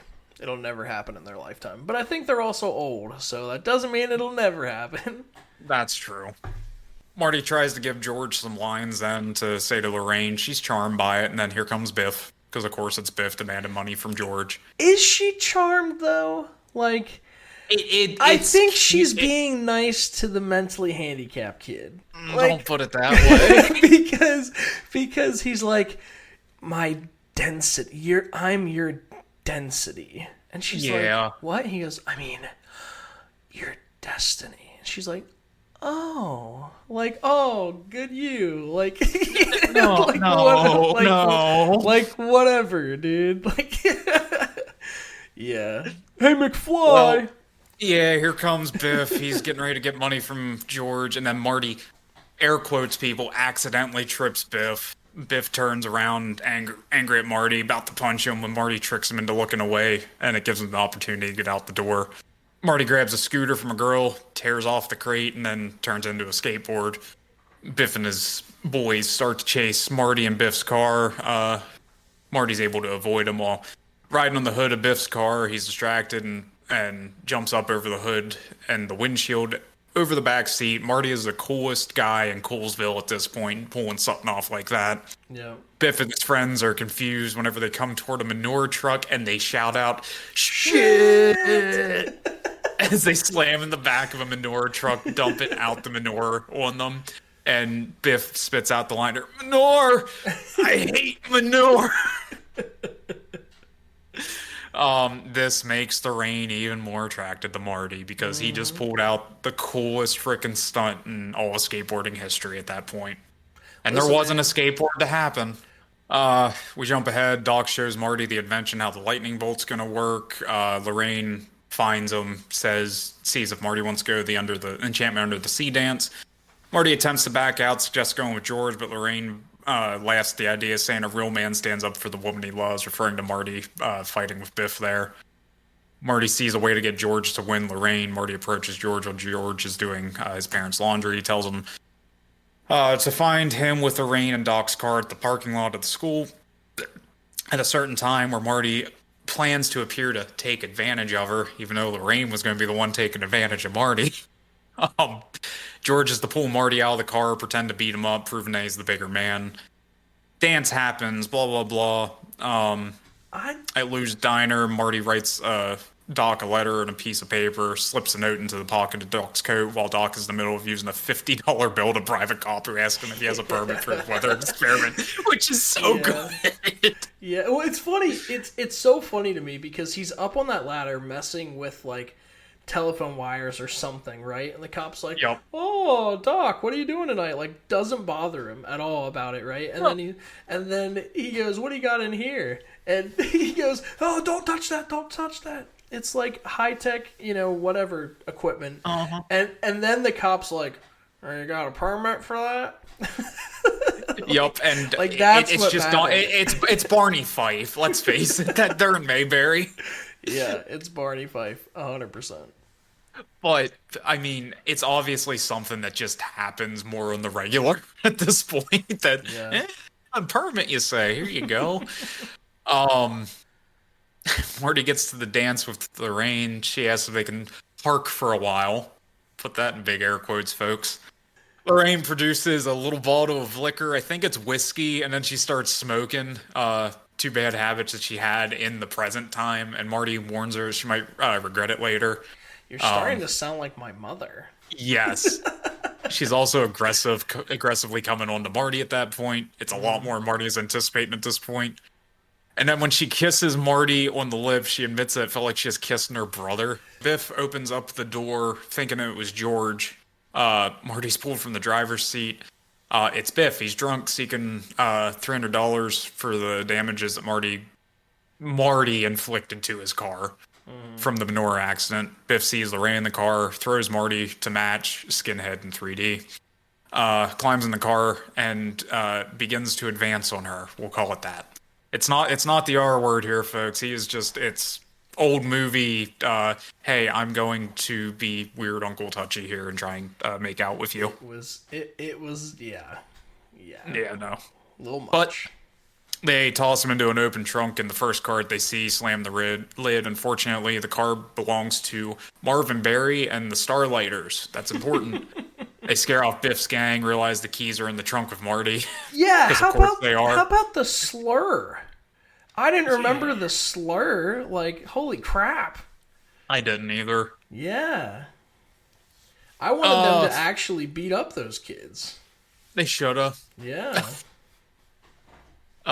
George arrives at Doc's car, which has Biff and Lorraine in it, and delivers the lines Marty told him to. You take your damn hands off her, something along those lines, and he realizes it's Biff now, and he takes a half-hearted punch at Biff, who grabs his arm, begins to twist it, and then it's just this scene of George! George gets the strength and absolutely one shot knocks out Biff. Yeah. And it makes, Lorraine's like flabbergasted about that. Marty's taken out, but Marvin Berry cuts his hand trying to get Marty out of the trunk then. Well, hold on. Let's not skim over the scene with George, because all I've done all day is talk about how much of a pussy George is. But when it comes to the woman he loves, and everyone would say that this is his redemption arc, and I wouldn't necessarily disagree with that. But he cheap-shotted Biff, man. Biff wasn't looking, and he cheap-shotted him. I still think George is a pussy. in UFC, when is the most opportune time to strike your opponent? I understand it's most opportune, but if George was a man, he'd have just grabbed him out of the car immediately instead of take your damn hands off her. Like, come on. Hey, for what it is, Biff had him in a wrist lock, and sure. And as a result, now he's on the defensive. So there's no cheap shots at that point. That's all self-defense. Yeah, no, I'm just grilling George. Like that's a cool moment. It is like that. I feel like George McFly has one of the cooler like growth arcs in this movie. Yeah, and like movies like this really make you think, like, because that thing actually happened, right? Like he went back in time. So in history of the character, that always happened. So that means that what am I trying to say? Like there's some movies where you go back to the past, right? Like they're like, oh, you can't affect certain things, but that always happens. So like, even if your dad would get killed in the past, you're still gonna exist, right? Later, so that you can go back and your dad gets killed. Like, I feel like it's one of those things that it's kind of a loop no matter what. It is a loop that movie producers don't want you to overthink, and if they Yeah. were clever about it, they could put that plot hole in like it happened, and there's this infinite loop where you're going back in time and your dad hooked up with your mom at that point, and that's why you're able to exist. Right. There's movies that don't do that though. Sure. And I Which can't. I think this is one of the more sound movies It is. when it comes Oh, to it. 100%. As you were saying with that though, I cut you Oh, off. I can't remember what the movie is, but they talk about how there's certain moments in history that have to happen. Whether it happened the same way, it's like certain people have to die. And I feel like I watched that recently, but I can't remember what movie that is. That one's hard to say, but it's a plot for a lot of these time travel movies. Like, I think Doctor Who even had like an episode where he goes back in time and saves Hitler from some alien race at that point. Like Okay. it plays on that Hitler still has to die, but Oh, you know, I remember what movie it was. It was the fucking new Flash movie. oh God. Yeah, no, we're gonna keep on going back to the future now. We're not gonna talk about the Flash. But that's what it was, yeah. Because Michael Keaton was like, certain things just have to happen, son. Yeah, that's what it was. That's fine. I like the Flash. I do. I like him a lot in animated form. Yeah, I do not like these live action Flashes. no one's done it well. It's hard to do the Flash well, I think. The CW show didn't do a bad job for the first couple of seasons. Sure, that's And what I've then it heard. went I don't know. downhill. Anything that CW, like, all I picture is Stephen Amell with his shirt off or Supernatural. And all of those shows, the first, 2 seasons, it's like, oh, this is interesting. And then it just becomes a, hey, look at all these dudes with their shirts off. Me and Meg like the Flash. Meg being my wife, listener people. A little more of a sidebar. The only other thing that I like that's like a TV show it was on TV at that point that was done well was Daredevil. I think Daredevil was done very well on. Maybe it was Netflix only, but I could have swore it was on TV at one point. Obviously, we had the really great Punisher series as well because of that. Thank you, Netflix. Yeah, I still haven't watched any of those. I watched the first season of Daredevil, and that's it. I've never seen any of the other stuff. Okay, that's fair. But I want to. Like, I'm currently, like, if you guys follow our Twitter page, I've been going through every Marvel product since Howard the Duck until present day. So I am going through everything to try to, see how I feel about it. Nice. Well, watch Daredevil. It's getting a comeback, I think, on Disney Plus specifically. Yeah, in 2 weeks or something like Yes. that. Yeah, it's Yes. very soon. But Anyhow, alright, we're on the home They stretch. they get Marty out of the trunk. Marvin Berry, he slices his hand because he was picking the lock there. Marty agrees to play the guitar for Marvin's place. As the band comes up, they start to play Earth Angel. Marty's weak because his parents' love isn't confirmed. He needs George to kiss Lorraine, and which he ends up doing, of course. And then Marty, strength is back. Here we go, people. He looks at the photo. Everybody's back. It's sealed the deal. It's all awesome. Popeye ate his spinach. Yep. This is after Lorraine was almost advanced on again by some other guy, and George is just like, "Get your hands off of my girl," and kisses her. It's so funny because it added extra tension just to, I don't know, put a weird ginger kid in the movie. It was to make sure that, oh yeah, that wasn't even a slight at you, Jordan, the ginger, but Damn. No. No, it was enough just to add a little tension to a tense moment because Marty's weak. He's fading away from reality. His hand's starting to disappear, and it's to like, see if George has actually changed or not. It Yes, and confirms his change. yes. Barry asks Marty to play another number, and this is where Marty launches into Johnny Be Good. Go, Iconic. Johnny, go. Yep. And Marvin calls his cousin Chuck. Chuck Berry. That Yep. part for me, the singing hasn't held up with high definition. No. You clearly tell that he's not singing. His mouth's not even moving. He did learn how to play guitar to make it kind of look like he knew what he was doing. Yeah. But his mouth is not moving the way the words are. So That's it's fine. still it's still a cool scene, but Yeah. It's like movies or shows being like, hey, this person's playing the piano. Are they playing it right? Yeah, right. But that is one cool thing that like we're seeing when I told you Hollywood's coming back. Like, look at Timothy Chalamet, dude. In A Complete Unknown, like he became Bob Dylan. He learned all the Mhm. songs, how to play them. He sang every song. The lady that played Joan Baez did the same thing. Like, films are supposed to be the theater of the mind, right? Like that's the Yep. thing. But they're more transitioning into, hey, let's make things more real and they'll be more believable, and I appreciate it. I think it's cool. Yeah, yes. I fill in more of those blanks that I can allow my disbelief to fill in the more outrageous stuff at that point. Exactly. There are movies that you need your, yeah, what you just said, like the disbelief to make that movie good. And there's Yes, other parts that you don't have to make it fake. Just do it.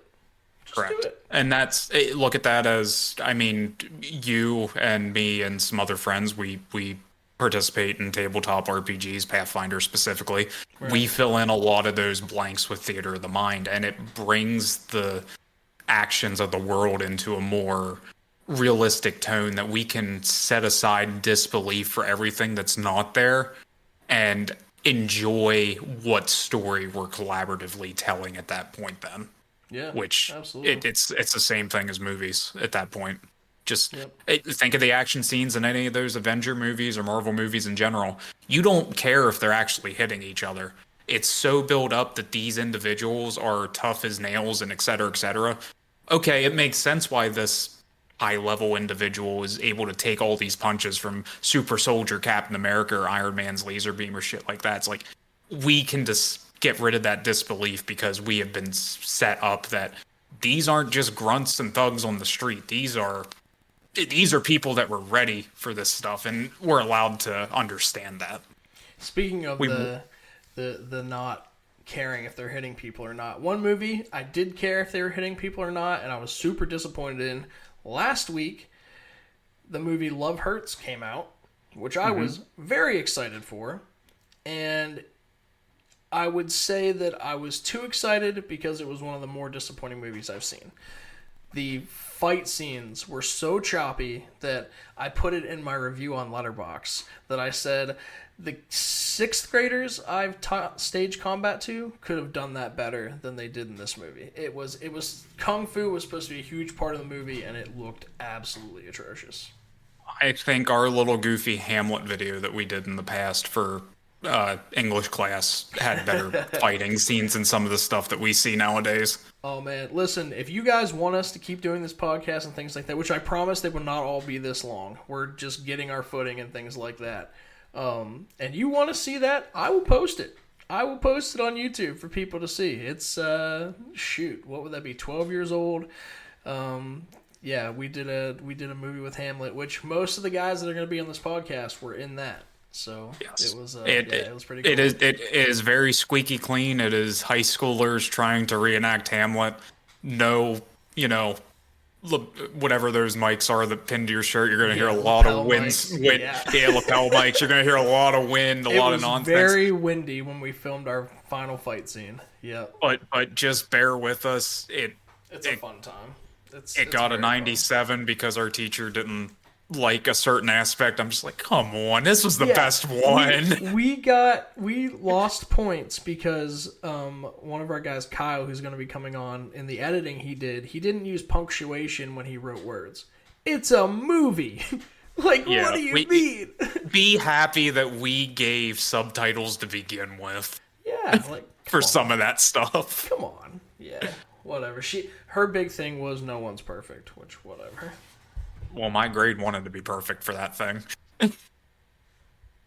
Anyhow, Marty did that. He played Johnny B. Good.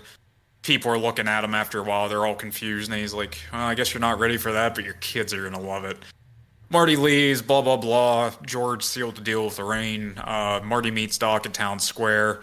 Uh, Marty arrives saying he had to change back into his clothes for 1985. As they prepare, Doc discovers the note from his pocket, refusing to know too much about his future.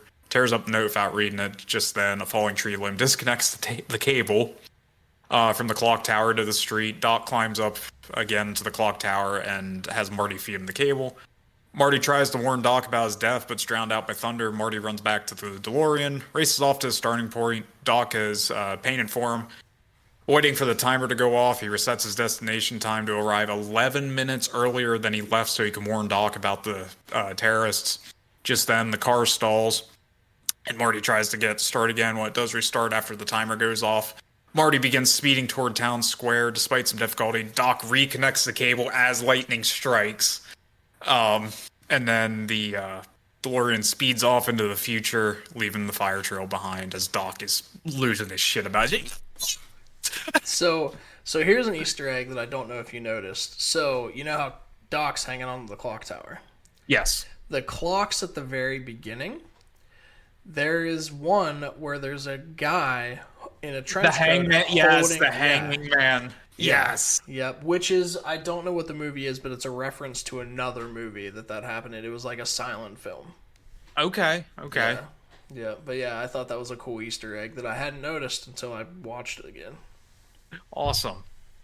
We're back in 1985. It's around 1:19. There's a homeless bum sleeping on the bench in the town square. He's woken up by the sonic boom that comes from the DeLorean coming back. Which his name was Red. And Was that Red? And the theory, which I believe has been disproven, actually it definitely has been disproven, was that was the mayor from 1955. Oh, whenever he gets beat out. Okay. Yes, but the director came out and said Michael J. Fox ad-libbed that line calling him Red.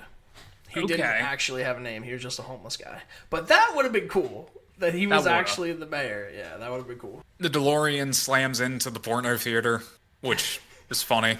The car ices up from the time travel trip, and then the terrorist group, the Volkswagen minivan passes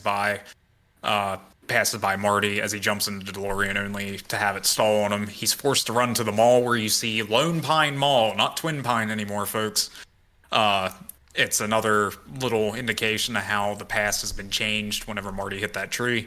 Doc gets shot again as Marty lets out a no, and then the DeLorean vanishes as it's Marty, goes back to 1955, doing the loop, which, by all intents and purposes, I guess it never got screwed up again after that point. Sure. Marty runs down to Doc. He's devastated he couldn't save Doc. However, Doc opened his shirt, revealing a bulletproof vest, it plays a part in every frickin' movie in one way or another, and it's great. Yeah. Doc admitted that he said, well, what the hell? See what happens. Doc drives Marty home. He ventures to go off 30 years into the future, rams up the DeLorean 88 miles per hour, drives off, flash the light. You missed it. Why is he wearing a bulletproof vest? Because he sees in the videotape that Marty was recording that his present self, past Doc is watching present Doc get shot by the terrorists.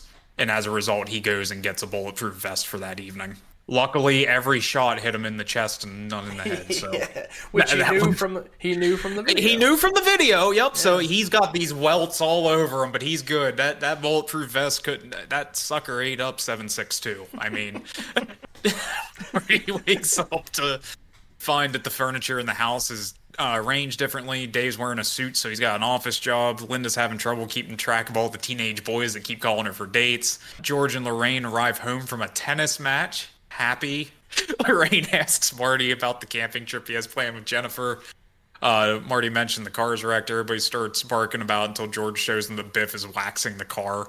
Old disheveled Biff. Like, he's not even that old. He's just all that stress that George had at the beginning went to Biff. Yep. Biff now runs an auto detailing service and is now working for George rather than the other way around.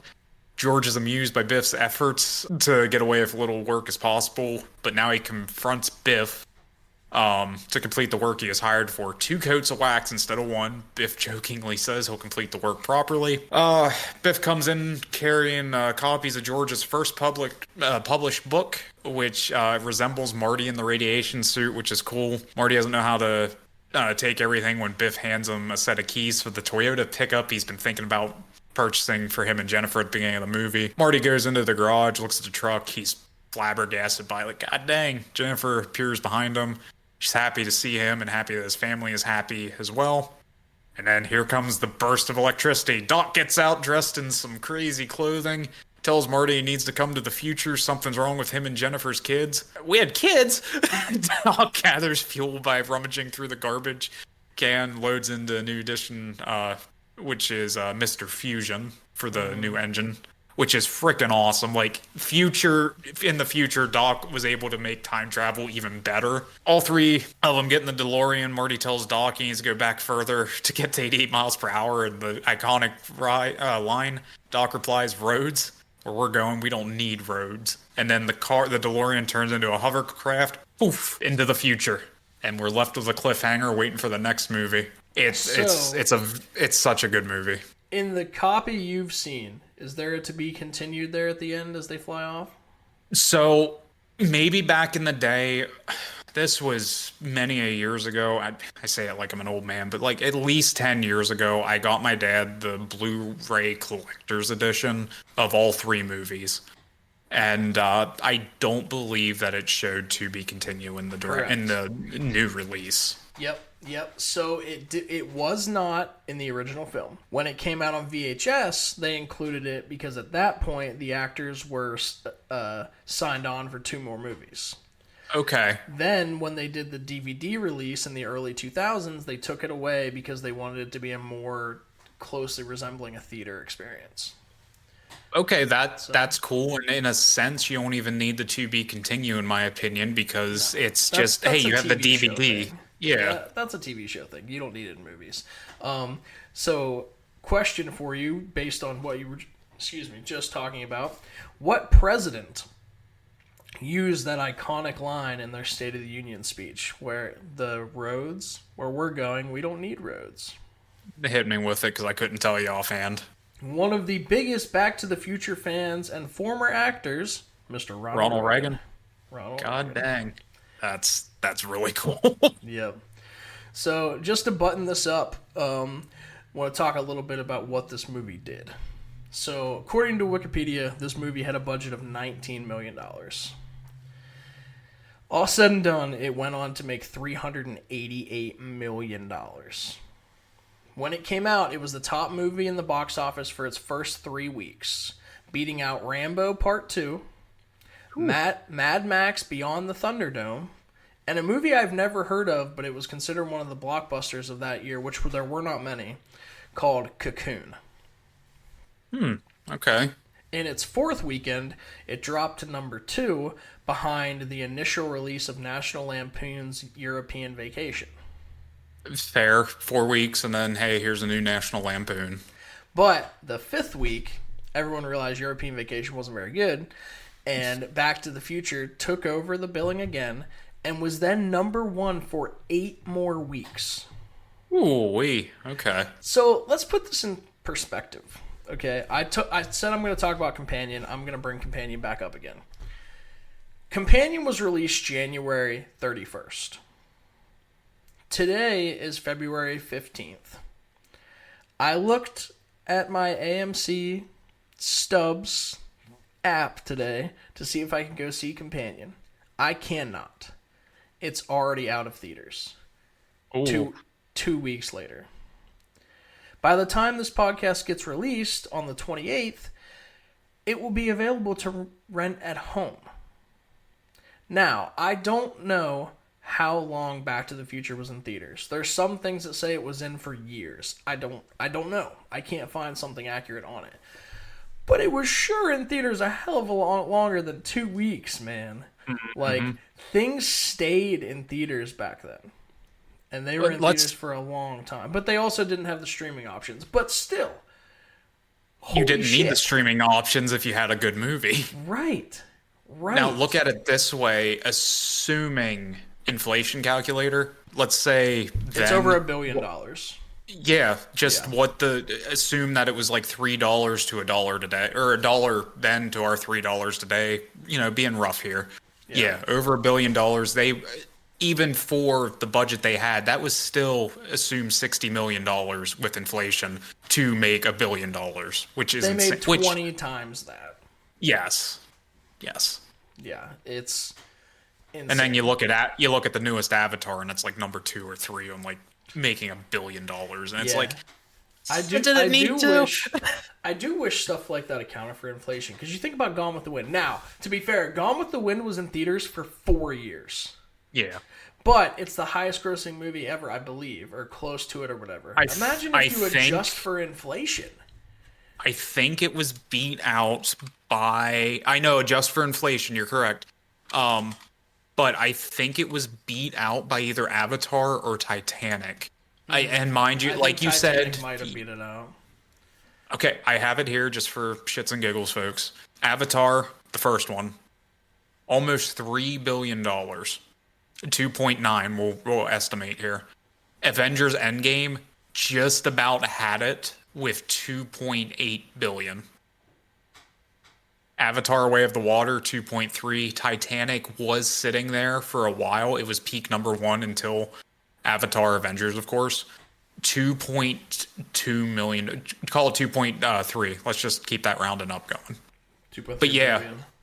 yeah, you have all of that, and it's like Gone with the Wind isn't even in the top 50 anymore Yeah. because So because of inflation and stuff. yeah.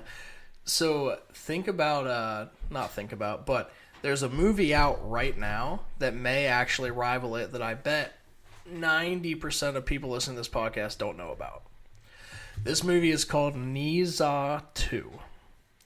It's an animated film made in China that released just in China and in a week made $1.2 billion.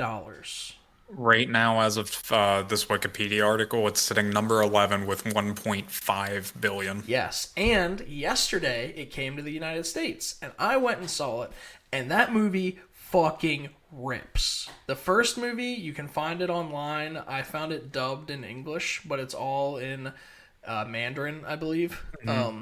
Yeah, the first one's really, really good. Dude, the second one is unreal. Like, well, here, I'm just going to tell you. So, I've watched, I think I said it earlier, but I have watched 77 films this year. Niza 2 is at number 13 for all the movies I've watched. And I will put into perspective, these aren't all just all new movies. There haven't been 75 new movies. Like, the number 1 movie I've seen is Wizard of Oz. Number 2 is There Will Be Blood. Number 3 is No Country for Old Men. Like, number 4 is The Substance. Like, You fucking theater kid. insane. Wizard of Oz. Look at it. Look at it. I I've got a don't- I Wizard of don't Oz blame- poster behind me, and I've got the Cowardly Lion Funko Pop. I don't blame you. It's good. You theater kid. It's my favorite film of all time, dude. It really is. But yeah, Niza 2 rips. You need to go see it. And I had this conversation with the guys from the Forest Film Club last night. Disney could easily make this. It looks like a Pixar movie. They could make it if they wanted to make a good movie. But whatever. Well, think about the old days where before DreamWorks was just hey, we're gonna hire actors to, or musicians to make all these musical movies. They were the counter to Pixar. They were pushing stuff out that may not Before have been Disney Pixar even animated. owned Pixar, I believe. Possibly. I don't remember I know Disney published Toy Story in '96. I don't know if they owned it I think at that, they owned I Pixar. think they distributed it. I don't think they Okay. owned it. Regardless, DreamWorks was hitting back at that point because there was a fire under their ass to be something that was a little more adult, but still able to be shown to kids for animated films. And it made Disney have to do stuff. DreamWorks is the shit. Like, like DreamWorks up until Shrek 2, I believe, had not done a single sequel, and were just spitting them out every year. I mean, last year they gave us The Wild Robot, dude. Yeah. And The Wild Robot is insanely good. And even when DreamWorks makes a bad movie, they're like, "That's fine. We'll make another good one." Like, Yeah. yeah, DreamWorks should buy Disney Animation and fix them. Yeah, that wouldn't that be something? Yeah. But they are now releasing Shrek 5, so we'll see how that goes. Yeah. I'm actually surprised. It's not It's not DreamWorks. It was, or yeah, it was DreamWorks actually. It was the production company. It was distributed by Universal. Have you seen The Bad Guys? Yes, and the Bad Guys It, 2 is coming out this summer. yes, that it was a really good, Dude, just it kids. slaps. It was a kids heist movie. It Yeah, was so good. yeah. Like DreamWorks knows what's up, man. They make really good movies, and the Wild Robot. Like, I'm praying it wins Best Animated Film. Like, I know people are all about Flow. Flow bores the shit out of me. Like, I don't like cats, so I mean, watching a movie that there's no talking that is about cats doesn't do it for me. But the When Wild was Robot is Inside just Out 2? beautiful. Inside Out 2 was last year also. There's no way Inside Out 2 is winning Best Animated Film. That's. I hope not. I mean, it was a decent movie for what Oh, it was, but it was good, but the Wild are they Robot gonna? came out this year, and Flow, and Memoirs of a Snail, and Wallace and Gromit, Vengeance Most Foul. Like, Okay, Wallace and Gromit better win. yeah, like all these movies came out last year. Like Inside Out 2, what they might win, but oh, actually, I don't think that's at the Oscars. So at the Golden Globes, I have to say, cinematic yep. and box office achievement. So, like, a lot of movies that do very well at the box office don't really get appreciated at shows like this. So they started doing cinematic and box office achievement. Your nominees were Alien Romulus, Beetlejuice, Deadpool and Wolverine, Gladiator 2, Inside Out 2, Twisters, Wicked, and The Wild Robot. So Inside Out 2 did get nominated for that. Wicked won the award. Okay. No, Wicked rips. Like, Wicked was very good. Wicked has an 88% on Rotten Tomatoes, which that's pretty awesome. Yeah, well, Wallace and Gromit, Vengeance Most Foul has 100%. So I have never seen a Wallace and Gromit movie, and I tried watching that one, and I couldn't get into it. Oh, you have to see Aardman Studios is who makes like these movies like Wallace and Gromit. They make Chicken Run, Shaun the Sheep. Wallace and or Stop motion Aardman, stuff. yeah, Or claymation, whatever it's called. Aardman is the peak when it comes to like the claymation stop motion combo there. I'm going to And try that's not again. I that's have not including their short story stuff that they do. Yeah, I'm going to try again. I have this thing, like, my ADD. Clearly, from this episode, you guys can see I have ADD. But if I look at my phone at all during a movie, that's all I'm going to do. So I got to, like, put my phone in a drawer and try to watch Wallace and Gromit. But that's all I've got. You got anything else to button up Back to the Future? No, I'm looking forward to discussing the second and third films when we get to that point. Yep. I hope that your next discussions with everybody else, as far as whatever Kyle, Nate pick, Brandon, etc., your other guest hosts that you're going to have here, go well, and that you get some good mileage out of discussing like Goodfellas or. I know Bullet Train's coming up here Yes. with Kyle, Yeah. so that'll be exciting. Yep, Bullet Train is next month with our friend Kyle and anyone else that wants to get on for it. Yeah, we're going to be discussing Brad Pitt's Bullet Train, which is probably one of the most recent movies we're going to be discussing for a while. So yeah, I'm pretty excited for that. So that'll come out the last day in March. So you can add us on X at Real Friends, real like a movie reel, REEL Friends 43. Yeah, let us know what you think. I also have a Gmail that is realfriendspod@gmail.com. You can email us. If you email us something you want us to review, I will put it to the top of our list. But yeah, let us know what you think. Please go watch Companion. I'm begging you, if nothing else you got from this podcast, go watch Companion. See it as many times as you can, and let me know what you thought. Awesome. Yeah, and if you, for some reason, I'll plug myself here for shits and giggles. If you, once in a blue moon, want to see, random streams of video games, check me out on Twitch, Ghostier95. Coming up, there's going to be an extra live stream at some point in the future. Donate to kids for charity, kids with cancer. It's a very good thing. I do challenge videos in that regard, but it's not often. It's few and far. But if you want, I could pull Alex in for the hell of it if it comes down to just commentary for. I am pretty solid at speedrunning Resident Evil 8, but I'd like to just play whatever tickles my fancy at that day. So whenever we do that extra live stream, and the link will always be there, no matter what. If I'm on, feel free to donate to kids for a good cause. And yeah, again, thanks for having me on here, Alex. Yeah, man.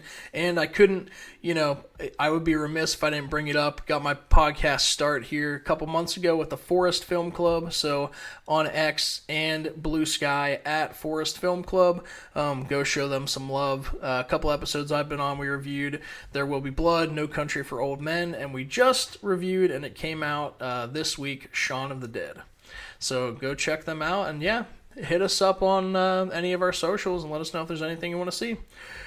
This has been the Real Friends Podcast, and we'll see you next time.